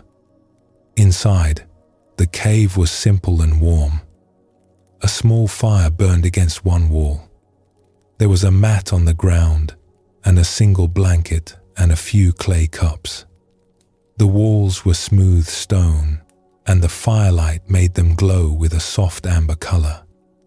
The teacher gave the young man tea and wrapped the blanket around his shoulders and let him warm himself. They sat together in silence for a long time. The only sounds were the crackling of the fire and the wind outside. Finally, the young man spoke again. "Please," he said, "my mind is restless. Every day it tells me I am not enough. Every night it replays my mistakes. I have carried this for as long as I can remember, and I am so tired of it. Will you pacify my mind for me?" The teacher looked at him steadily. "Bring me your mind," he said, "and I will pacify it." The young man was taken aback. "Bring you my mind?" "Yes. Find it. Bring it to me. Show me this restless mind that torments you, and I will set it at ease." The young man closed his eyes. He searched. He went looking for the turmoil, the agitation, the thing that had driven him all this way through the snow. He looked for it the way you might look for an object you misplaced, turning over every corner of his inner experience. Where was it? Where was this mind that would not be still? He found thoughts, but they were just thoughts. They came and went. None of them was the mind itself. He found feelings, tiredness, relief, a lingering chill in his fingers. But none of these was the restless mind he had described. He found memories of suffering, but they were memories. They were not happening now. He searched and searched. Minutes passed, perhaps longer. Finally, he opened his eyes. "I have searched everywhere," he said quietly. "I cannot find it." The teacher smiled. "There," he said, "I have pacified it for you." This story has been told and retold across Zen Buddhism for centuries, and the reason it endures is that it captures something essential about the nature of our deepest suffering. The things that torment us most, the beliefs about who we are, the convictions about what is wrong with us, they feel so real, so solid, so permanent, that we are certain they must be fixed features of our inner landscape. We organize our entire lives around them. We make choices based on them. We avoid things because of them. We hold back from people because of them. And yet, when we turn to face them directly, with honest and gentle attention, they often cannot be found. Not because they are not real experiences. They are. But because they are not what we think they are. They are not solid walls. They are more like shadows that depend on a certain angle of light. Change the angle, and they shift. Look at them directly, and they lose their shape. The young man in the cave was sure his suffering was a thing, an object, something with location and permanence. He could describe it in great detail. He could list its effects. He could tell you how long he had carried it. But when he went looking for it, really looking, all he found were passing experiences. Thoughts that came and went. Feelings that rose and fell. Memories that flickered and faded. Nothing permanent. Nothing solid enough to hold in his hands and say, "Here, this is it. This is the source." And in that not finding, something opened up. The very act of searching honestly, without assumption, dissolved the problem he had come to solve. He did not need to fix his mind. He did not need to add anything to it or take anything away. He needed to see that the thing he was trying to fix did not exist in the way he had believed it did. This is one of the most liberating insights in all of Zen Buddhism. We spend so much energy trying to solve problems that, when examined closely, turn out to be made of thought rather than substance. The suffering is real. The experience is real. But the solid, permanent, unchangeable thing we thought was causing it, it cannot be found. There is a question that Buddhist teachers sometimes offer to people who are caught in a painful belief. It is a simple question, but it reaches very deep. The question is, who would you be without this belief? Consider it gently.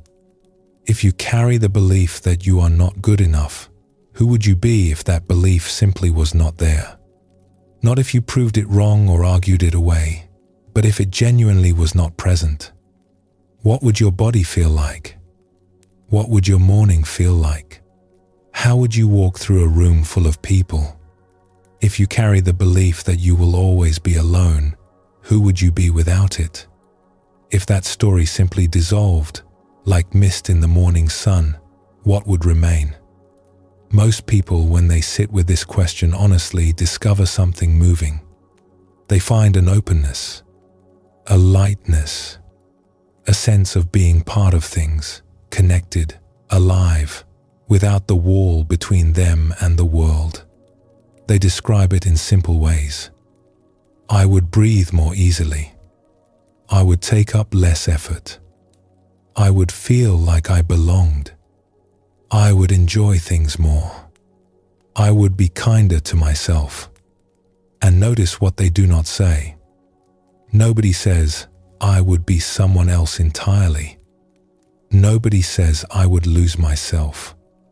The fear is often that without our familiar beliefs, even the painful ones, we would not know who we are. But the opposite turns out to be true. Without the belief, what remains is more truly us than the belief ever was. The belief was a lens we were looking through. Take the lens away, and you do not lose your eyes. You see more clearly. And then comes the most important part of the teaching. That openness, that lightness, that sense of belonging, it is not something you have to create. It is what is already here, underneath the belief. The belief was not protecting you from the truth. It was hiding the truth from you. And the truth, as it turns out, is far kinder than anything the belief ever told you. This is what the young man in the cave discovered. He went looking for his suffering, and he found, underneath it, a peace that had been there all along. He did not create it. He did not earn it. He simply stopped covering it up. The Buddha taught that we do not see things as they are. We see things as we are. Our beliefs filter everything. They color every experience before we even have a chance to meet it fresh. And when a belief is painful, when it tells us we are not enough or that we are fundamentally flawed, it colors everything with that pain. Every conversation, every relationship, every quiet moment alone is seen through that lens. But lenses can be set down. Walls can become transparent. The shadows that seemed so solid in the dim light turn out to be weightless when the sun comes in. This is what the great Zen teachers were pointing to when they asked their students to look directly at the mind. They were not asking them to think harder or analyze more cleverly. They were inviting them to look with fresh eyes and see what is actually there. And what is actually there, when we look honestly, is much simpler and much gentler than what we feared. There is awareness. There is presence. There is this moment, just as it is, and there is room in it for everything, including all the beliefs and stories and fears that once seemed so permanent. They can float here too. They do not have to be fought or destroyed. They just have to be seen for what they are. Visitors, shadows, clouds passing through an open sky. The young man in the cave went looking for his troubled mind and could not find it. What he found instead was something quiet, something spacious, something at peace. It had been there all along, underneath the turmoil, waiting to be noticed. It had been there before the first belief took hold, and it would be there long after the last one dissolved. It is here now, too, underneath whatever you carry, underneath whatever walls you have built, and whatever stories you have told yourself about who you are. There is something that was never troubled by any of it, something that has always been whole, and it is closer than you think. Rest here for a moment. Let your body soften. There is nothing to figure out, nothing to fix. Just this breath, and then the next one. We will continue when you are ready.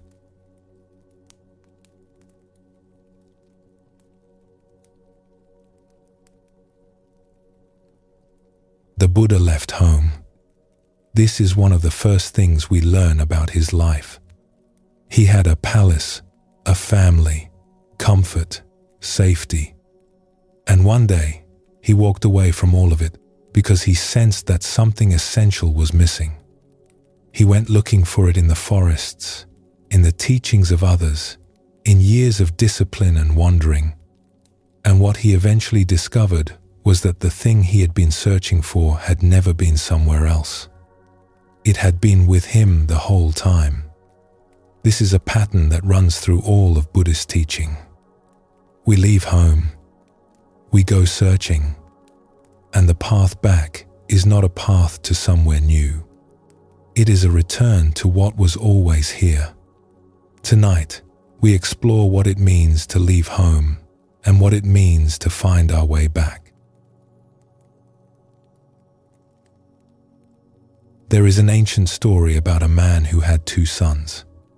They lived together on a large estate in a fertile valley, and the family had everything it needed. The land provided well. The house was warm. The father loved both his sons, and they knew it. But the younger son was restless. He felt a pull towards something beyond the valley, beyond the life he knew. He could not name it exactly, but it was a feeling that there must be more, that the real life, the exciting one, the one that would finally make him feel complete, was happening somewhere else. One day he went to his father and said, "Give me my share of what is mine. I want to go." The father looked at him for a long time. He did not argue. He did not try to convince him to stay. He divided the estate and gave his younger son his portion. And the young man packed his things and left. He traveled far. He crossed rivers and mountain passes and arrived in distant cities where nobody knew his name. And for a while, it was thrilling. He spent freely. He surrounded himself with people who enjoyed his generosity. He tasted new foods, saw new places, wore fine clothes, and lived the kind of life he had imagined during all those restless evenings back home. He felt, for the first time, like he was truly living. But there was a hollowness to it that he tried not to notice. Each pleasure satisfied for a moment and then faded, and the next one had to be a little bigger, a little more vivid, to produce the same feeling. He was spending faster than he realized. Not just his money, but his energy, his attention, his sense of who he was. The people around him were drawn to his generosity, not to him. He could feel the difference, even if he did not want to admit it. And then the money ran out. It always does when it is being used to fill something that money cannot fill. The friends disappeared with it, and the young man found himself alone in a foreign country with nothing. He took work where he could find it. He ended up in the fields, doing the lowest labor available, hungry and exhausted, surrounded by strangers who did not care whether he lived or starved. And in that emptiness, something shifted. He sat one evening at the edge of a field, looking out at the flat horizon, and he thought, "The workers in my father's house eat better than this. They have shelter and dignity. And here I am, far from everything I knew, with nothing to show for it." It was not a grand realization. It was a quiet one. Just a man sitting in the dust, finally honest with himself. "I will go home," he said. "I will go to my father and tell him I do not deserve to be called his son. I will ask only to work as a servant." So he began the long walk back. And here is the part of the story that has stayed with people for thousands of years. His father saw him coming from a long way off. He had been watching the road, perhaps for years. And when he recognized his son in the distance, thin and ragged and slow, he did not wait. He ran to meet him. He put his arms around him and held him. The son began his prepared speech. "I am not worthy. I do not deserve to be called your son." But the father was not interested in any of that. He called for clean clothes, for food, for a celebration. "My son was lost," he said, "and now he is found." This story exists in many forms across many cultures because it describes something universal. We all leave home. We all go searching for the thing that will make us feel whole, and we look for it in places where it cannot be found. In Buddhism, this is called wanting mind. It is the part of us that believes happiness is somewhere else. If I can just get this job, this relationship, this achievement, this recognition, then I will feel complete. If I can just fix this problem, reach this goal, acquire this thing, then I can finally relax.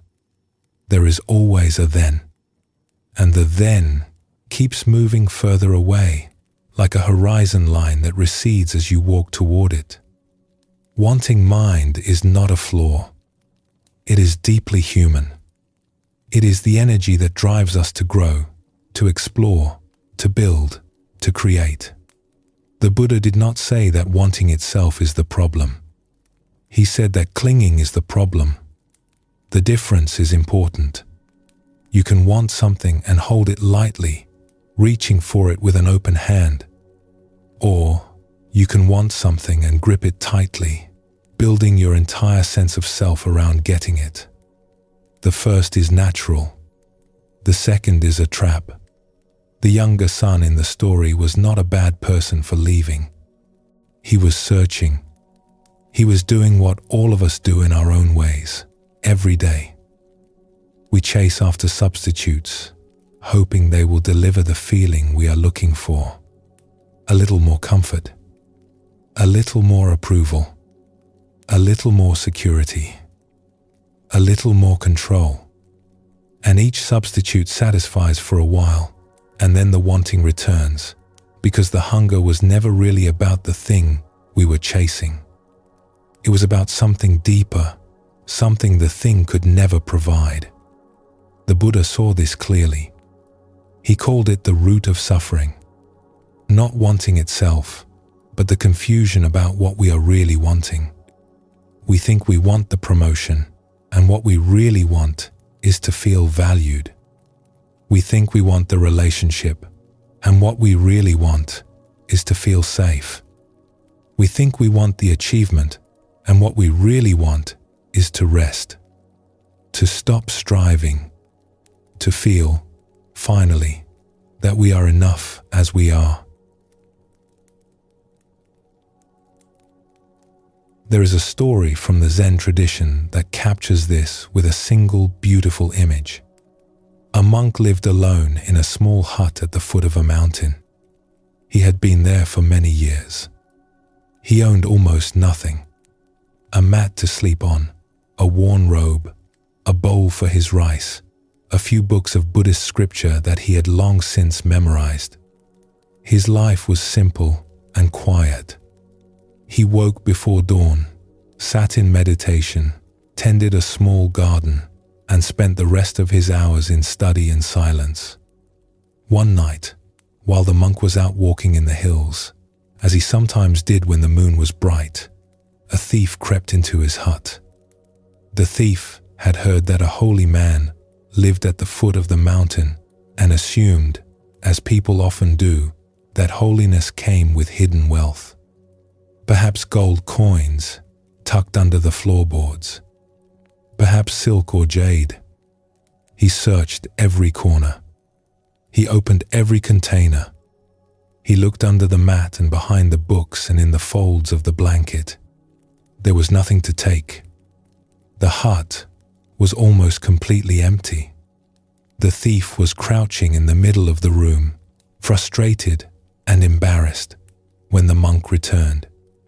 The monk stood in the doorway. He saw the thief, and his face showed no anger. If anything, it showed concern. "You have come a long way," he said gently, "and you must be disappointed. I am sorry I have so little, but you should not leave here with nothing." He unfastened his robe, the only one he had, and held it out. "Please, take this. It is all I can offer." The thief stared at him. He had broken into this man's home, and the man was offering him his clothes. He did not know what to say or do. After a long, strange moment, he took the robe, tucked it under his arm, and hurried out into the night without looking back. The monk watched him disappear down the path. Then he sat down in the doorway of his hut, bare-skinned in the cool night air, and looked up. The moon was full and bright, hanging low over the mountain, filling the entire valley with silver light. The pine trees cast long shadows. The stream nearby caught the moonlight and held it. He smiled quietly and whispered, "Poor fellow. I wish I could have given him this beautiful moon." The thief in that story is all of us when we are caught in wanting mind. He is looking for something he can carry away, something he can hold in his hands, something with weight and shape that he can call his own. And the monk is what we are when we stop looking in the wrong places and notice what is already here. The moon cannot be stolen. It cannot be wrapped up and taken home. And yet, it is the most valuable thing in the scene. It is freely available, shining on everyone equally, and it will be there long after the robe has worn out and been thrown away. What the monk possessed was not a thing. It was a way of seeing, a way of being present to what is here, right now, without needing it to be different. And that is something no one can take from you, because it is not something you have. It is something you are. There is a story about a man who spent his life traveling between villages, helping to resolve disputes and bring people together. He had a gift for it. He could sit with two people who were angry at each other and find the place where their interests met. He was respected, and he was needed. There was always another conflict, another meeting, another long journey on foot to a village that was waiting for his help. And inside him, underneath the purpose and the busyness, there was a constant hum. Do more. Do more. If you stop, things will fall apart. If you rest, you will fall behind. You have not done enough yet. He came to a Buddhist teacher during a period when the hum had grown so loud he could barely hear anything else. He was tired in a way that rest could not fix. His body ached from the traveling. His mind ached from the endless solving. He felt stretched thin, used up, and yet the voice kept saying, "Do more." The teacher listened to all of this patiently. When the man finished, the teacher asked him a simple question. "What is the wanting?" The man did not understand at first. "You want to do more," the teacher said. "You want to accomplish more. You want to help more. Fine. But what is underneath that? If you could do everything you wanted to do, if you could accomplish it all, every last task, what would you get to feel?" The man sat with this. It was not a question anyone had asked him before. He had always focused on the doing, never on what the doing was in service of. The doing was the point, or so he had always assumed. "I think," he said slowly, "I would get to relax. I would get to feel like I had done enough, like I could stop and just be present with the people I care about." "And what would that feel like?" the teacher asked. The man closed his eyes. Something softened in his face. "It would feel like peace, like I could just love the people around me without always needing to prove something, like I could sit still and not feel guilty about it." "So what you really want," the teacher said, "is to relax into loving. And you believe that if you do enough, you will earn the right to feel that way." The man was quiet for a long time. Then he nodded. "Yes, that is exactly what I believe. What if you do not need to earn it?" The teacher said. "What if it is already here and the doing is what keeps you from noticing?" This was not easy for the man to hear. His whole life had been built around the belief that rest had to be earned. That peace was something you arrived at after enough effort, like a village at the end of a long road. But the teacher kept returning him to the same question. "What do you really want?" And each time, underneath the wanting, he found the same thing. A longing to feel at home. A longing to belong. A longing to rest in something that did not depend on his performance or his usefulness. And slowly, over time, he began to sense that the longing itself was the doorway. By feeling it directly, instead of running from it by doing more, he could touch the very thing he had been searching for. It was not out there, in the next village, the next success, the next problem solved. It was here, in the tender ache of wanting to come home. The longing was not the obstacle. It was the compass. The younger son in the ancient story turned around when he finally let himself feel what he actually felt. Not the shame, not the plan, not the rehearsed speech about worthiness. Just the raw longing underneath all of it. "I want to go home. I miss belonging. I miss being known." And the moment he turned toward home, his father was already running to meet him. In Buddhism, there is a teaching that what we long for is also longing for us. Awareness wants to be recognized. Peace wants to be felt. The wholeness at the center of things is not passive or distant. It is here, right now, waiting, the way the Father watched the road. We do not have to arrive perfectly. We do not have to have it all figured out. The younger son came home in rags, with a speech about not being worthy. And his father did not care about any of that. He did not ask for an explanation or a list of lessons learned. He saw his son, and he ran to meet him. The monk in the story gave away his only robe because he understood that what truly mattered could never be given away or taken. The man who traveled between villages discovered that the peace he was working so hard to earn was already present, waiting underneath the effort. Whatever you have been chasing, whatever substitute you have been reaching for, you can set it down. You can stop walking away from home and simply turn around. The moon is already shining. It has been shining the whole time, and it is shining on you right now. Let yourself settle here. Feel whatever is present without needing to change it.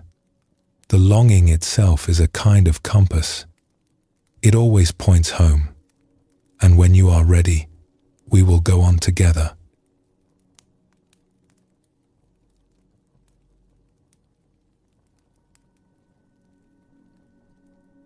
The Buddha once asked his students a question. If a person is struck by an arrow, is it painful? They said yes. And if the person is then struck by a second arrow in the same spot, is it even more painful? They said yes, of course. In life, the Buddha said, we cannot always control the first arrow, but the second arrow is our own. This teaching is one of the most practical things the Buddha ever offered. And tonight, as we settle deeper into this quiet space, it is worth understanding what he meant. The first arrow is whatever happens to us. A difficult conversation, a loss, a moment of fear or sadness, a mistake we made, an unkindness we received. These things come uninvited. They are part of being alive. Nobody gets through a life without being struck by first arrows. The second arrow is what we do to ourselves afterward, and it almost always takes the form of judgment. We feel anxious, and then we feel ashamed of feeling anxious. We should be stronger than this. What is wrong with us?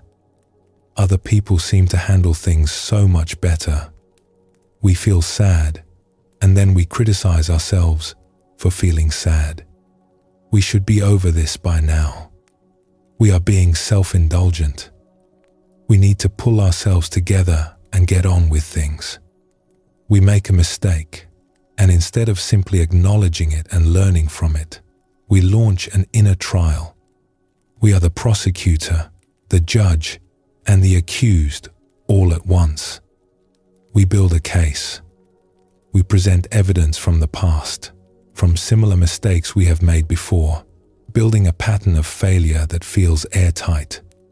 We hand down a verdict, guilty, and the sentence is a heaviness that we carry for hours, days, sometimes years. We lose our patience with someone we love, and then we spend the rest of the evening not just feeling bad about it, but feeling bad about the kind of person who would lose their patience like that. The first arrow was the moment of frustration. The second arrow is the story we build about what that moment says about who we are. That is the second arrow. And in the Buddha's teaching, it is almost always more painful than the first. Because the first arrow is a moment. The second arrow is a story. And stories, as we have seen, can last a very long time. There is something worth noticing about how this works. The first arrow is usually a single event. It happens, it hurts, and then, if left alone, it begins to pass. Buddhist teachers have pointed out that our emotions, when they are not fed by thinking, have a natural lifespan. They arise, they peak, and they dissolve. A wave rises from the ocean, crests, and returns. It does not stay at its peak forever. It cannot. That is not how waves work. And our feelings, at their most basic level, work the same way. The body knows how to process pain. It knows how to grieve, how to release, how to let things move through. It has been doing this for a very long time. But the second arrow interrupts that process. It adds a story to the feeling, and the story keeps the feeling alive long past its natural life. You feel a pang of jealousy, and left alone, it might pass in a few minutes. But if you add the story, I am a jealous person, and that is ugly, and I should be better than this, the jealousy is no longer just a feeling moving through. It has become a verdict about your character, and that verdict can last for days. The wave that wanted to pass through has been frozen in place by the story wrapped around it. This is how we turn a moment of difficulty into something much larger, not by feeling the pain, but by judging ourselves for feeling it. And the layers can stack. You judge yourself for being jealous. Then you judge yourself for being so judgmental. Then you feel frustrated that after all the inner work you have done, all the books you have read, all the intentions you have set, you are still caught in this same old pattern. And that frustration becomes another thing to judge. Arrow after arrow after arrow, each one landing in the wound left by the one before. By the end, the original feeling, that small pang of jealousy, is buried under so many layers of judgment that you can barely find it anymore. You are no longer dealing with jealousy. You are dealing with a story about the kind of person who feels jealous. And that story is much harder to put down. The Buddhist teaching here is very gentle, and it is important. The way out is not to add another layer.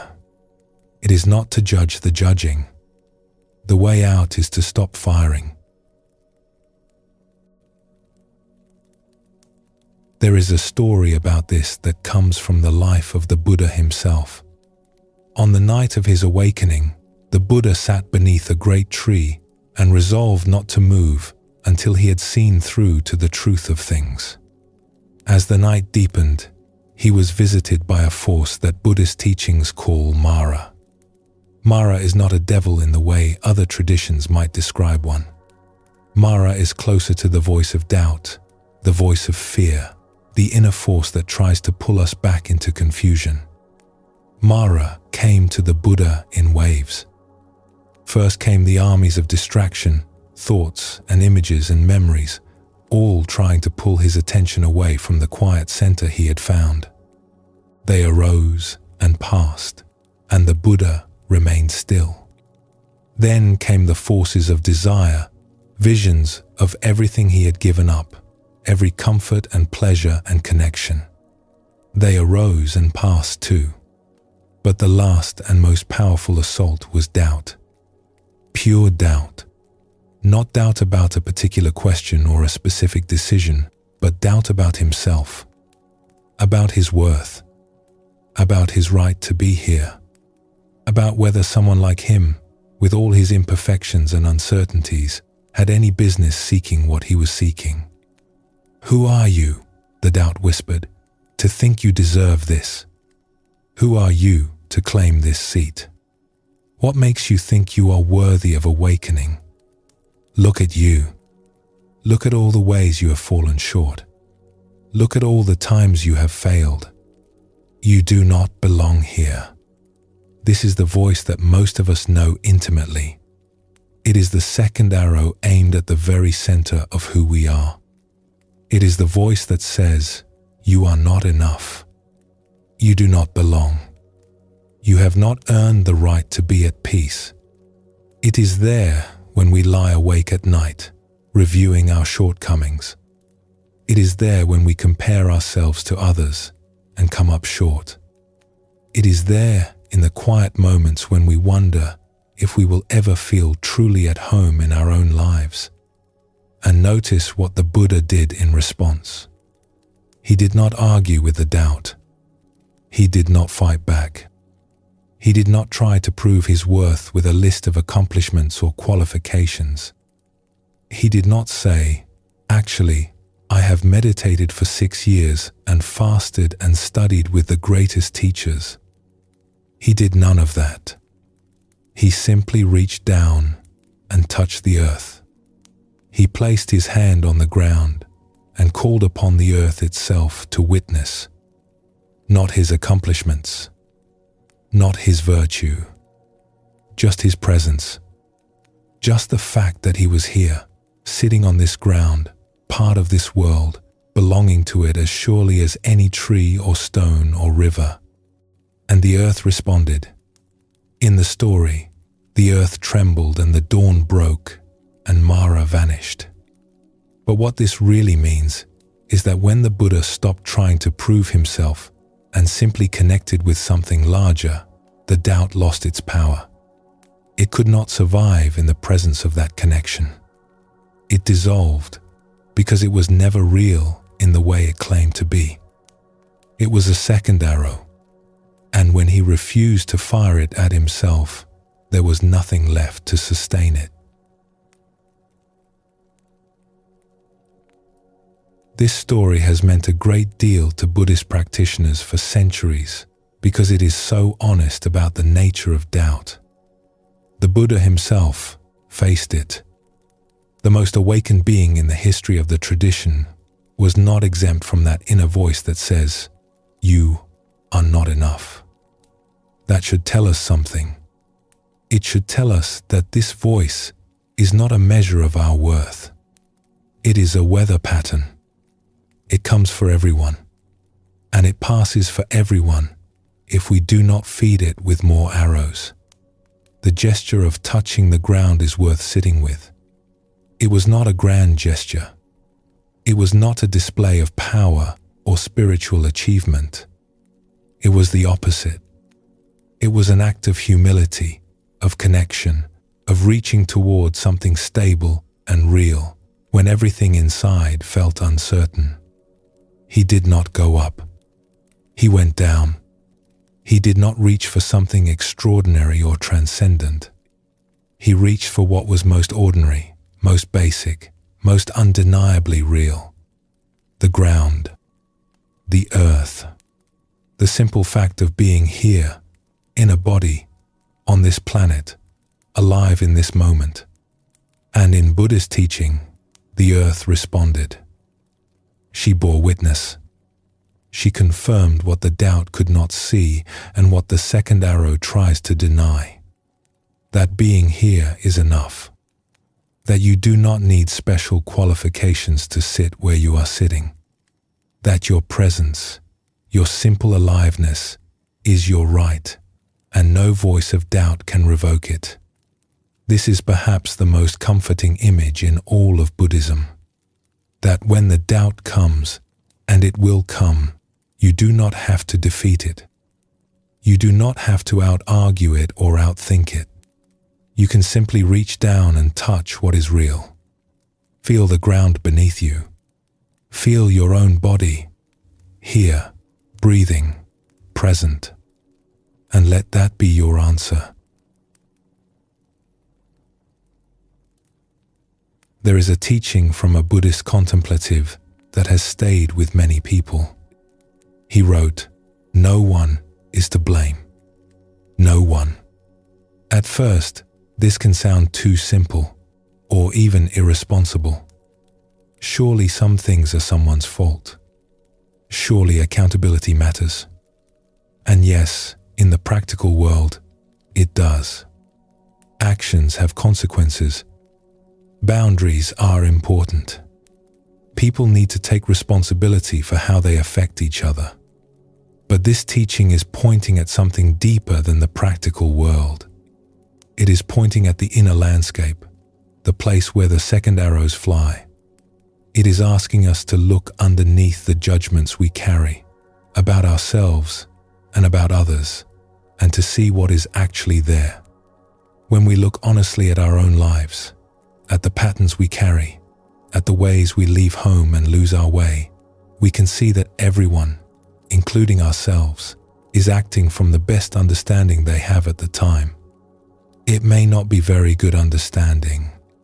It may be clouded by fear, by old pain, by habits that were formed long before we were old enough to choose them. But it is the best we had in that moment. And the same is true of the people who have hurt us and the people we have hurt. This is a hard thing to take in, because judgment feels so justified. When we judge ourselves, it feels like honesty. When we judge others, it feels like clarity. But the Buddhist teaching suggests that judgment, however justified it feels, is almost always a second arrow. It adds suffering to suffering. It keeps the wound open. When we can look at ourselves without judgment, something surprising happens. The pain is still there, but the war around it stops. There is room to simply feel what we feel, without needing to decide whether it is right or wrong, deserved or undeserved. And in that space, something begins to heal. Not because we fixed it, but because we stopped standing in the way of the healing that was already trying to happen. A Buddhist teacher once sat with a student who was caught in a cycle of self-blame. The student had been struggling with the same pattern for years, and he was exhausted by it.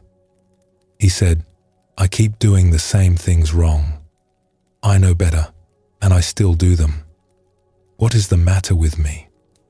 The teacher looked at him kindly and said, "Let me ask you something. When a child is learning to walk and she falls down, does she think there is something the matter with her?" "No," the student said. "She just gets up and tries again?" "Yes."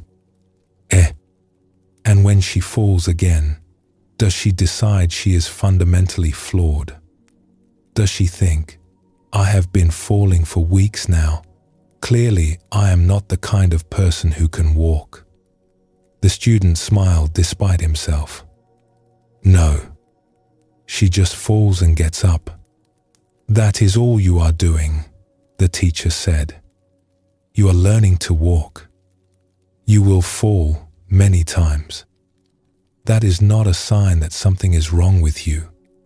It is a sign that you are moving. The only people who never fall are the ones who never try." The second arrow is almost always about adding judgment to experience. It takes whatever is here, whatever is real and raw and human, and layers on a verdict. You should be further along. You should know better. You should not still be struggling with this. But the Buddhist path does not ask us to be perfect. It asks us to be aware. And awareness, by its nature, is kind. When you see a small child fall down, your instinct is not to criticize. It is to help.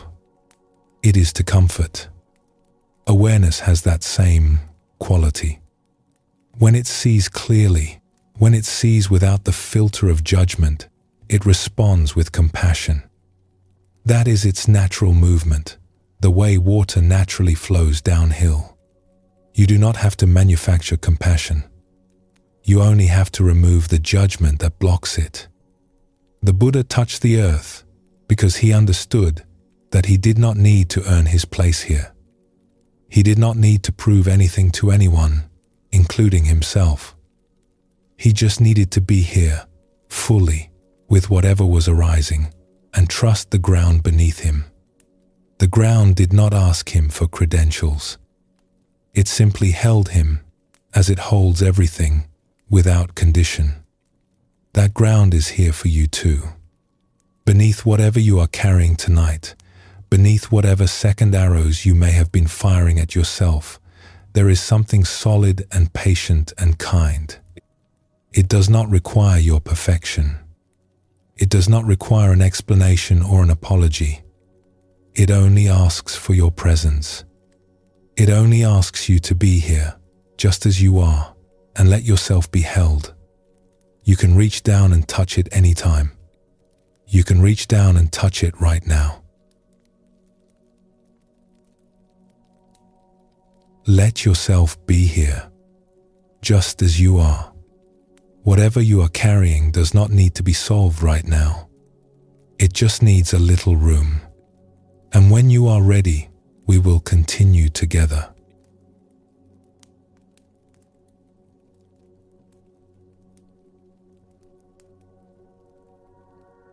Here is something strange about being human.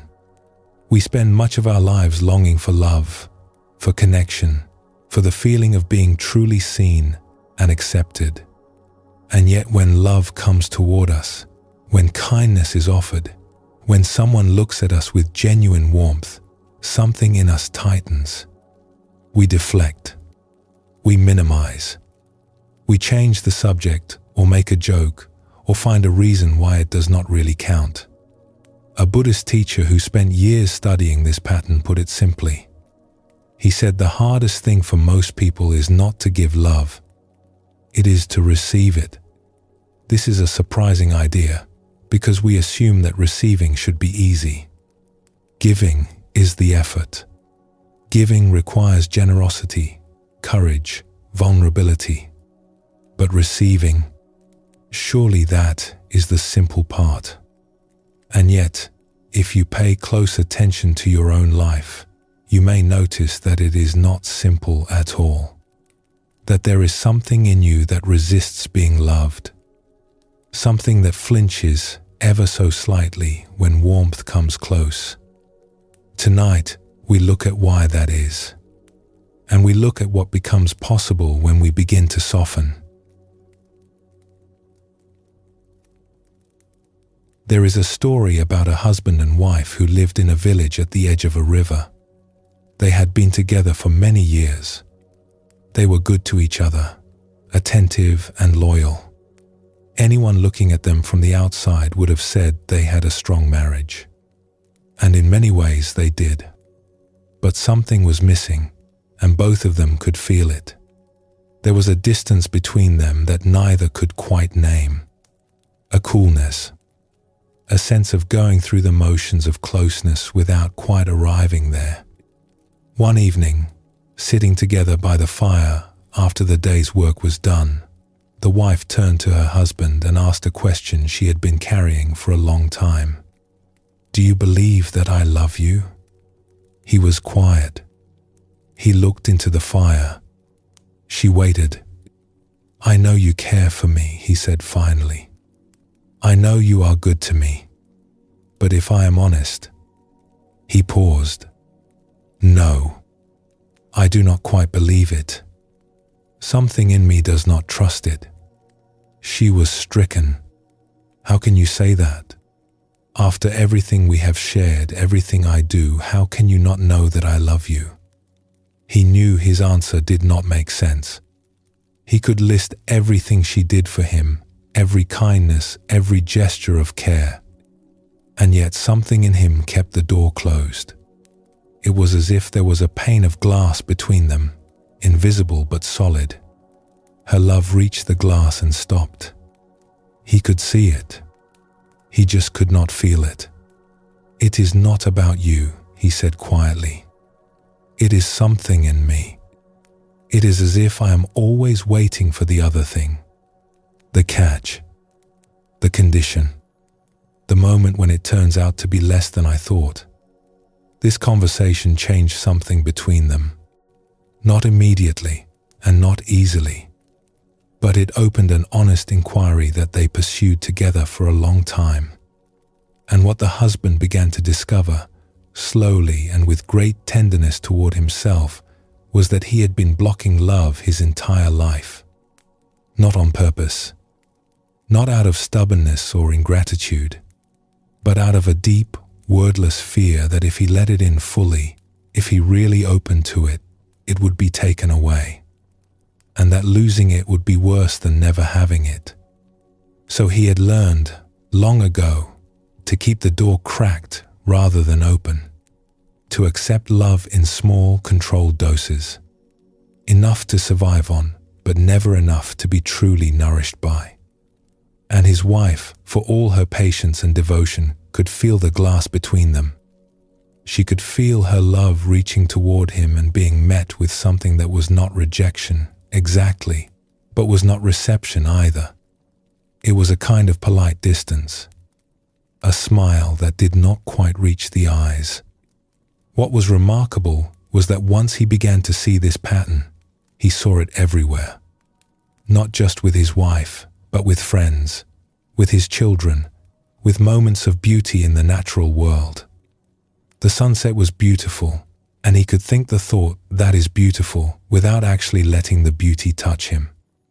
Someone was kind, and he could register the kindness without letting it enter. He had been living behind glass for so long that he had mistaken the glass for the world. Buddhist teachers have observed this pattern in human beings for thousands of years. We long for love, and we defend against it at the same time. The longing and the defending happen simultaneously, like breathing in and holding your breath at once. One part of us reaches out, and another part pulls back, and we live in that tension without even knowing it is there. And the defense is not just mental, it is physical. We armor ourselves in the body. We tighten the muscles of the chest and the belly. We hold our shoulders in a subtle brace, as if preparing for an impact that may or may not come. We clench the jaw. We shallow the breathing. And this bracing, over years, becomes so familiar that we do not even notice it anymore.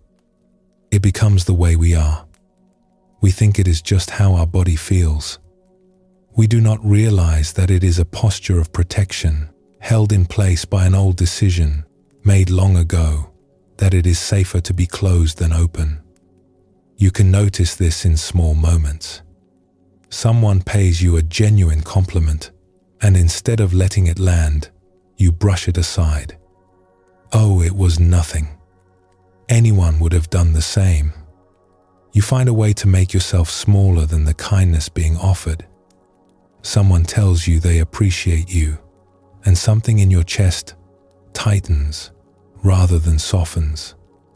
You deflect the words before they can reach you. You let them bounce off the glass. Or you hear them, but you hear them from a distance, as if they were meant for someone else who happens to share your name. Or perhaps you do the opposite. You hear the kind words, and instead of receiving them, you immediately wonder what the person wants. What are they after? What is the angle? Is this real, or is it a performance? The mind, trained by years of self-protection, turns kindness into a puzzle rather than a gift. The Buddha spoke often about the barriers we build between ourselves and the world. He called them hindrances, obstacles that prevent us from seeing clearly and feeling fully.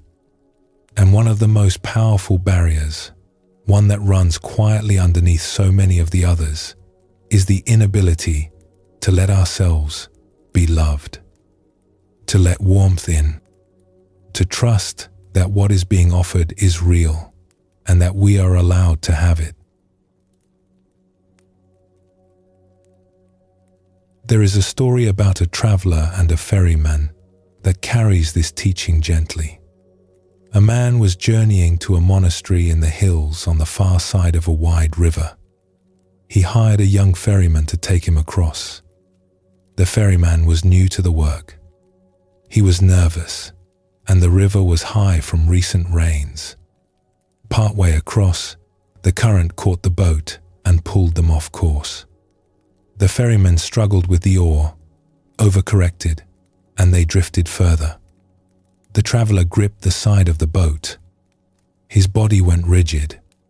Fear turned quickly to frustration, and frustration to a cold, quiet anger. They made it across eventually, wet and shaken, arriving far downstream from where they had intended. The traveler climbed out of the boat. He looked at the ferryman, who was young and clearly embarrassed, standing ankle-deep in the shallows, holding the rope. "I will not be paying for this," the traveler said. His voice was calm and measured, as if he were being perfectly reasonable. "You should know that." The ferryman nodded. He did not argue. He just stood there, holding the rope, as the traveler turned and walked away up the bank. The traveler reached the monastery by evening. He was given a room. He sat on the edge of his bed, and something was wrong. There was a tightness in his chest that would not release. His mind kept replaying the scene at the river, the ferryman's face, the words he had spoken. And underneath the replaying, there was a feeling he did not want to look at. He had been unkind. The ferryman was young, inexperienced, trying his best in difficult conditions. He had a family, probably. He needed the fare. And the traveler, out of his own fear and discomfort, had punished him for it, had walked away feeling justified, even righteous. And now, alone in a quiet room, the justification was crumbling, and what was left underneath it was shame.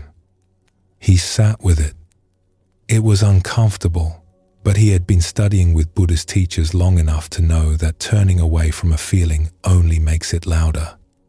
So he let himself feel it. The contraction in his chest, the heat in his face, the heaviness in his stomach. The shame was not just about the ferryman. It was older than that. It was about all the times he had chosen hardness over kindness, control over connection, being right over being loving.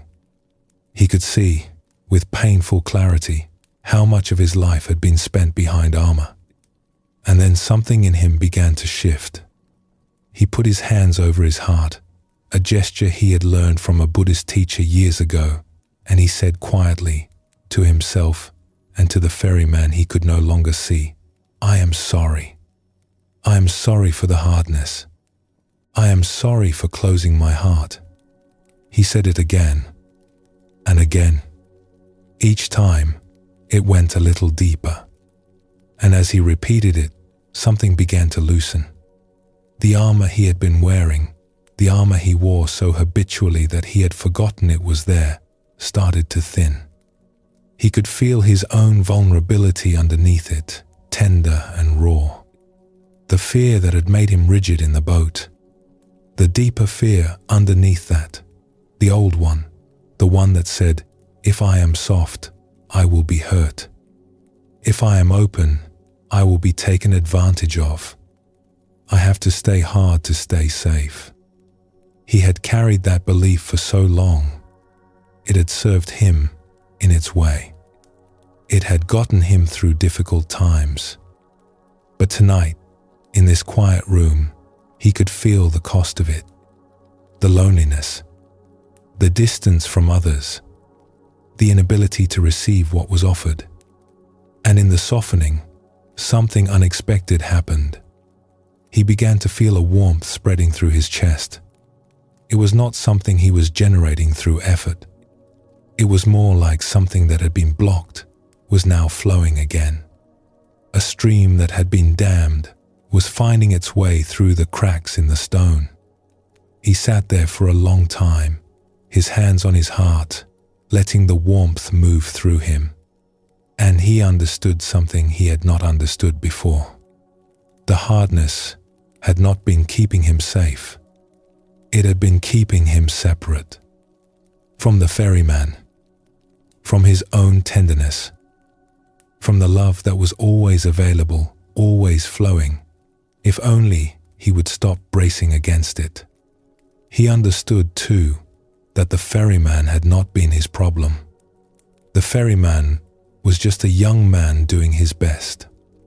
The problem was the armor. The problem was always the armor. It turned every encounter into a threat, every vulnerability into a danger, every moment of uncertainty into a reason to close down. And the cost of that closing was loneliness. A loneliness so familiar that he had stopped recognizing it as loneliness and had started calling it strength. The next morning, he walked back down to the river. The air was fresh and the light was soft on the water. He found the ferryman preparing his boat for the day. He paid him double the fare and thanked him for the crossing. The ferryman looked surprised, but he smiled, a genuine smile, open and warm. And the traveler felt it. He let it in. They stood together for a moment by the water, two people sharing a simple human exchange, before the traveler bowed slightly and continued on his way. The Buddhist teaching at the heart of this is that love is not something we have to manufacture. It is not something we have to earn or deserve. It is already here, flowing through everything, like water through the ground. Our only task, if it can even be called a task, is to stop blocking it. And blocking it is what we do, almost all the time, without realizing it. We block it with judgment. We block it with busyness. We block it with the belief that we have to earn it first. We block it with the fear that if we let it in, we will be vulnerable. And we block it with the deep, quiet conviction that we are not quite worthy of it. But worthiness was never the question. The sun does not ask whether the earth deserves its warmth. The river does not ask whether the valley deserves its water. Love, in the Buddhist understanding, is not a reward. It is a force. It is the natural state of things. And it is always here, waiting, the way the father in the ancient story waited by the road. The husband who could not believe his wife loved him was not lacking love. He was lacking the ability to receive it. And the traveler who could not be kind to the ferryman was not lacking kindness. He was locked behind armor that kept everything, the good and the bad, from getting through. When we soften, when we let the armor thin even a little, something beautiful happens. We do not just start feeling more love from others. We start feeling it from within. It comes from somewhere deeper than the mind, deeper than the stories we tell about ourselves. It rises on its own, and it fills the spaces that the armor used to occupy. The Buddhist teacher Thich Nhat Hanh once said, "You have everything you need to be happy right in this moment." This is what he meant. Not that life is always easy, not that pain does not exist, but that the capacity for love, for warmth, for genuine connection is not something you need to go out and acquire. It is already woven into you. It is the fabric itself. And the only thing that ever stood between you and that love was the belief that you needed to protect yourself from it. You do not need to protect yourself from love. You never did. The armor was built by a younger version of you who did not know any better, who was doing the best they could with what they had. And you can thank that younger self for trying so hard to keep you safe. But you can also, gently, begin to set the armor down. You do not need it here. Not tonight. Rest here for a moment. If you can, let your shoulders drop a little. Let the muscles of your chest soften, even slightly. There is nothing to protect against right now. You are safe here. And whenever you are ready, we will come to our final resting place together.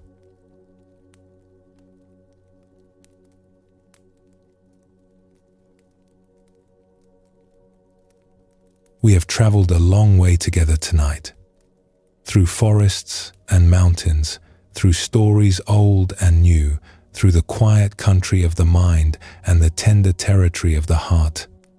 We have met teachers and students, monks and thieves, tigers and ferrymen. We have heard the Buddha speak, and we have heard the silence between his words. We have looked at our thoughts, and found that they were not as solid as they seemed. We have looked at our beliefs and found open space where we expected stone walls. We have looked at our longing and found that it was pointing us home all along.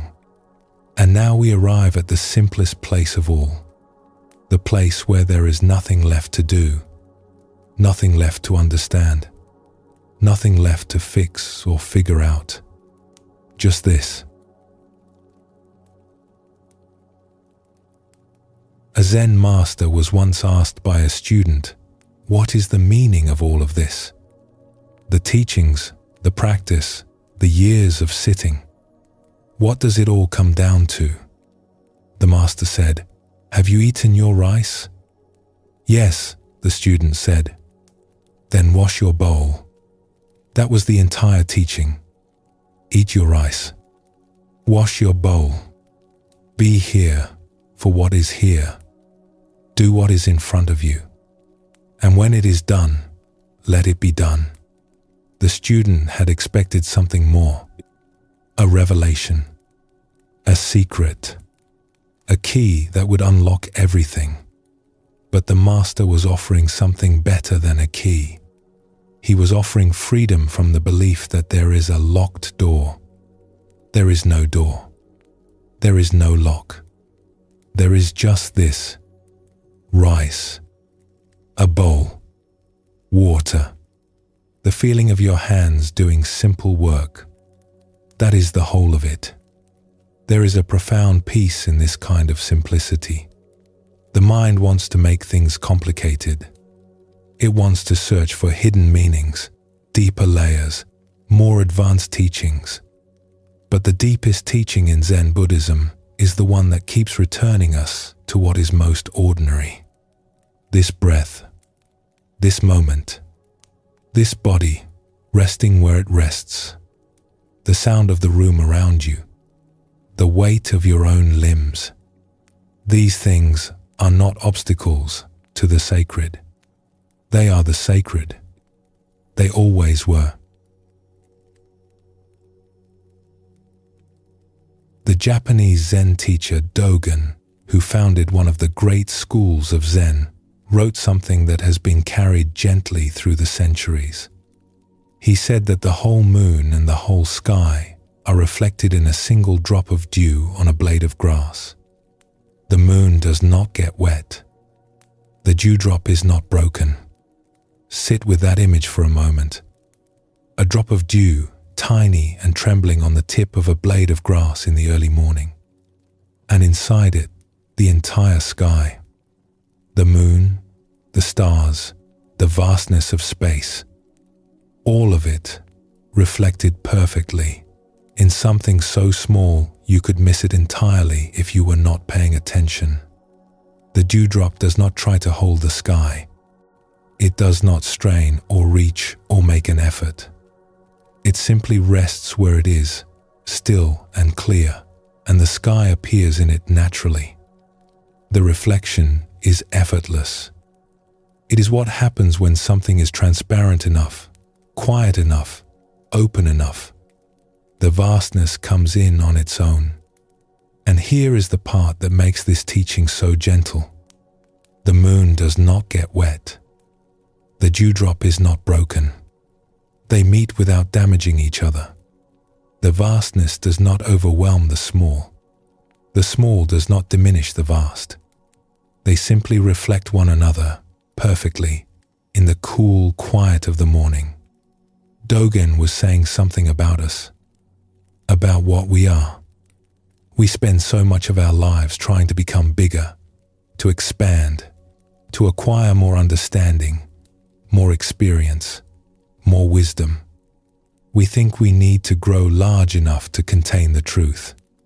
But Dogen is suggesting the opposite. We do not need to become vast. We only need to become still. We only need to become clear. And then the vastness, which was always here, reflects in us naturally. This is what the Buddhist teachers have been pointing toward all evening. The mud settles and the water clears. The fog thins and the sky appears. the armor softens, and love flows in. We do not create these things. We allow them. We stop interfering with what is already happening, and the natural clarity of awareness shines through on its own. You do not need to hold the whole sky. You only need to be quiet enough to let it appear. And you are quiet now. You have been growing quieter all evening. The sky is already here. There is another image from the Zen tradition that belongs here, near the end of our time together. A student once asked a Zen master, "The whole world is medicine. What then is the self?" The master replied, "Where is anything that is not medicine?" This is a strange and wonderful exchange. The student is asking about identity, about who or what we are in a world that is entirely made of healing. And the master's answer is not really an answer at all. It is an invitation to stop dividing, to stop separating yourself from the world around you, to stop asking where you end and the medicine begins. Because if the whole world is medicine, then everything is working toward wholeness. Every experience, every encounter, every moment of difficulty, and every moment of ease. The difficult conversation you had last week, that was medicine. The quiet evening you spent alone, that was medicine. The worry that kept you up last night, even that was medicine, because it brought you here, to this place of listening, where something gentler could reach you. And the peace that is settling into you right now, that is medicine too. You are not separate from it. You are not standing outside the process, waiting for the healing to arrive from somewhere else. You are inside it. Your awareness is part of it. Your willingness to listen, to feel, to be present with whatever arises, that is the medicine at work. It has been at work all evening. In Buddhism, there is a word for this interconnection. It is sometimes translated as interbeing. It means that nothing exists entirely on its own. Everything is woven into everything else. The dewdrop contains the sky. The sky contains the dewdrop. You contain the world, and the world contains you. The breath you are taking right now is shared with the trees, with the oceans, with every living thing. There is no boundary between what is inside you and what is outside you, not really. The boundary is a thought, and thoughts, as we have seen tonight, are real, but they are not the full truth. You do not need to understand this intellectually. You can feel it. You may be feeling it right now. A quietness that is not empty but full. A stillness that is not dead but alive. A sense of resting in something that holds you, something much larger than your individual story, something that has been holding you all along. Throughout tonight, we have explored many teachings. We have named our thoughts and watched them pass, like visitors arriving at the door and moving on. We have seen how habits can become invisible walls, and how a tiger can forget her own freedom. We have looked directly at our beliefs and found that they could not withstand honest looking. We have traced our longing back to its source and discovered that what we were searching for was never far away, that the Father was already watching the road. We have learned to set down the second arrow, to stop adding judgment to pain. We have touched the ground and felt it hold us. And we have softened the armor around our hearts, even just a little, and felt something warm begin to flow through. And all of these teachings, every story, every insight, every quiet realization, they point in the same direction. Toward this moment, this awareness, this open, quiet presence that has been here all along, underneath the noise, behind the clouds, beneath the mud, within the dewdrop. The Zen tradition has a beautiful phrase for what we arrive at when all the searching stops.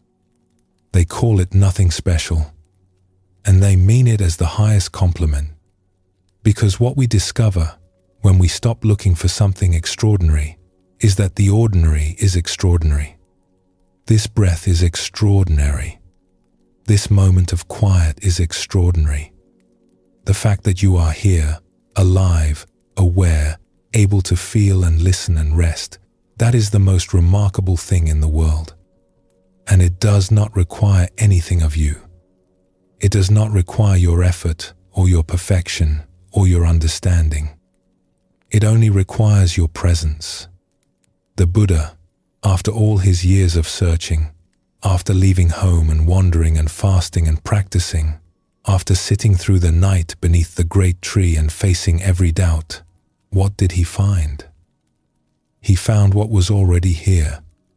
He found this: the morning star appearing above the trees, the cool air on his skin, the quiet of his own awareness, undisturbed, unconditioned, free. He did not find it somewhere else. He found it right where he was sitting. He found it in the most ordinary moment imaginable. A man sitting on the ground, looking up at the sky, and realizing that what he was looking at was also what he was looking with. The awareness and the sky were not two different things. They never had been. He did not need the years of wandering. He did not need the fasting or the austerities. These things brought him to the moment of readiness, yes. But what he found was not the result of his effort. It was what remained when the effort stopped. It was what was already here, waiting, patient, undisturbed, the way the ground waits beneath our feet, no matter how far we roam. And you are here, right now, sitting or lying down or resting somewhere quiet. You do not need to go anywhere. You do not need to become anything. You are already what you are looking for. There is a poem from the Zen tradition that has been passed down for many centuries. It speaks of flowers in spring, of the moon in autumn, of a cool breeze in summer, of snow in winter. Simple things, ordinary things. And it ends with this simple observation: if your mind is not clouded by unnecessary things, this is the best season of your life. If your mind is not clouded by unnecessary things, what are the unnecessary things? They are the things we have been gently setting aside all evening. The worried thoughts that tell us something is wrong. The judgments that tell us we are not enough. The wanting that tells us happiness is somewhere else.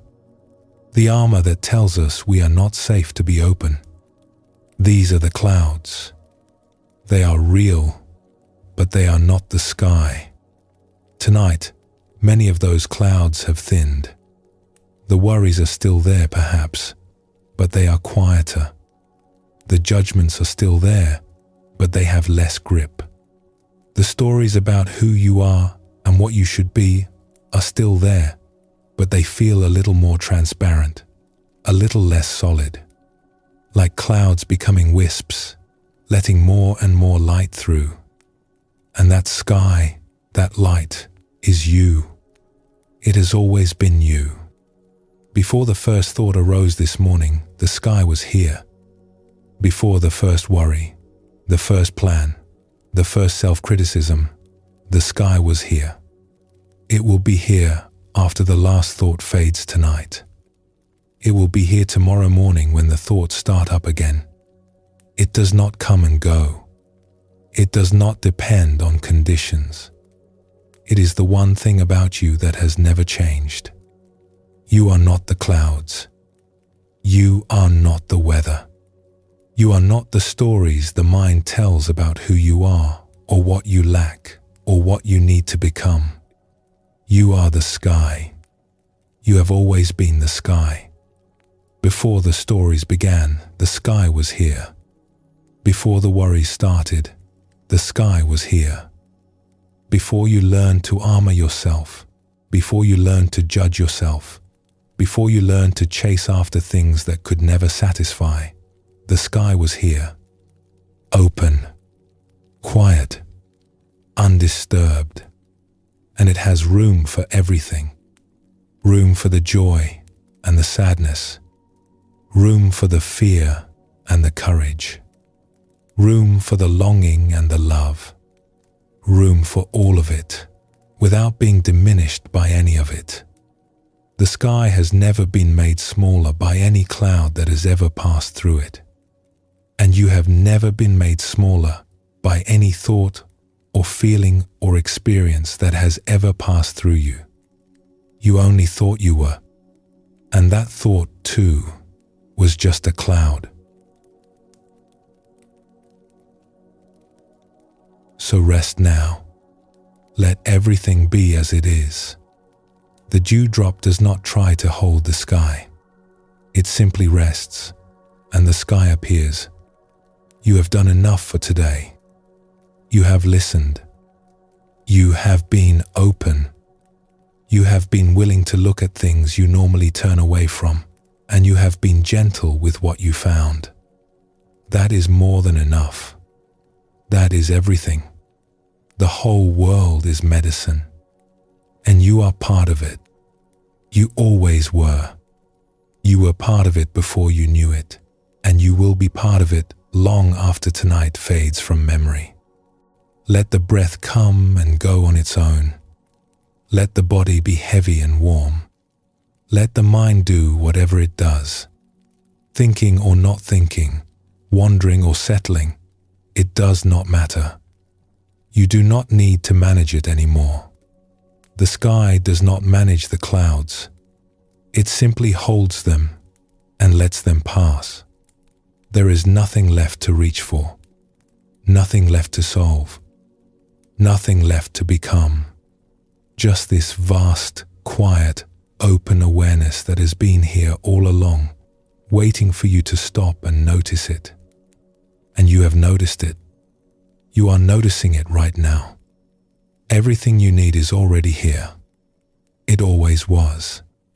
It was only ever hidden, never lost. And now the clouds have thinned, and the sky is shining through, and there is nothing between you and it, because there never was. The sky and the one who sees the sky were always the same thing. Let yourself rest now, fully, completely. There is nowhere else to be and nothing else to do. Just this breath, just this stillness, just this wide open undisturbed sky. And whenever you drift off, know that the sky will still be here. It will be here when you wake. It will be here tomorrow. It has always been here, and it always will be.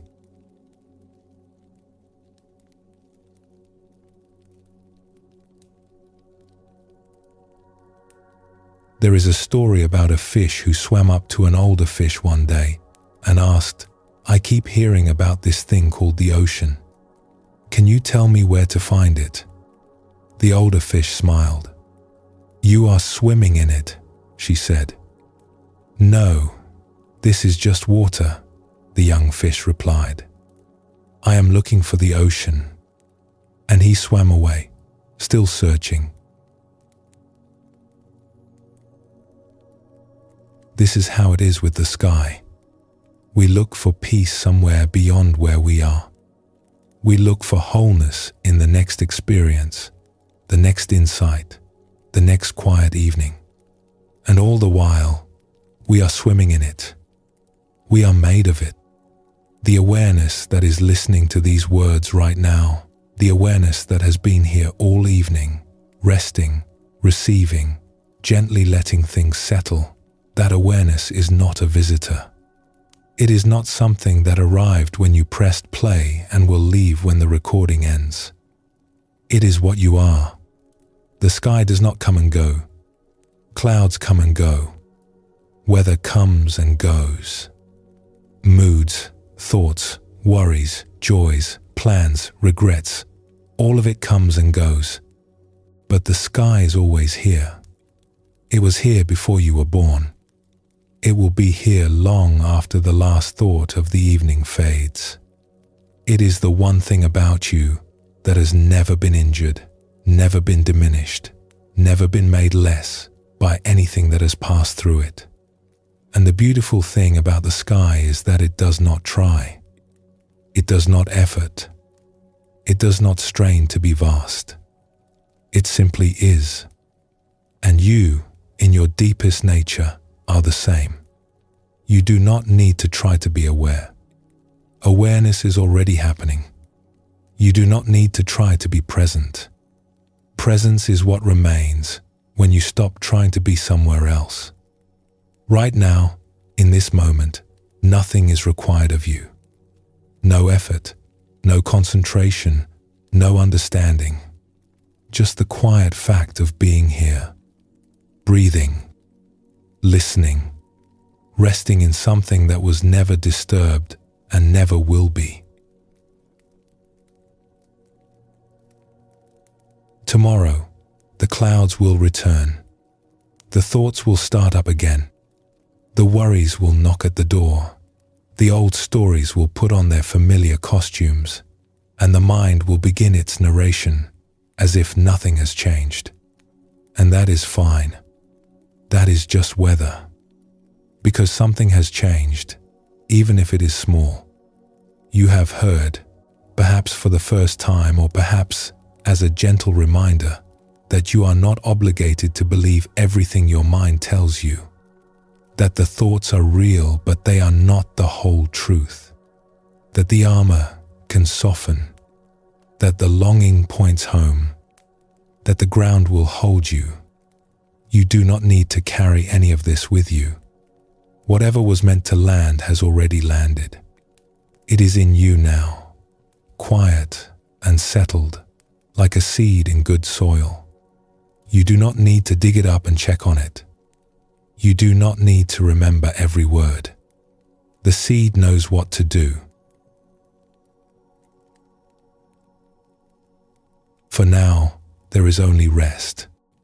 The body is heavy and warm. The breath is soft. The mind may still be murmuring, or it may have grown quiet.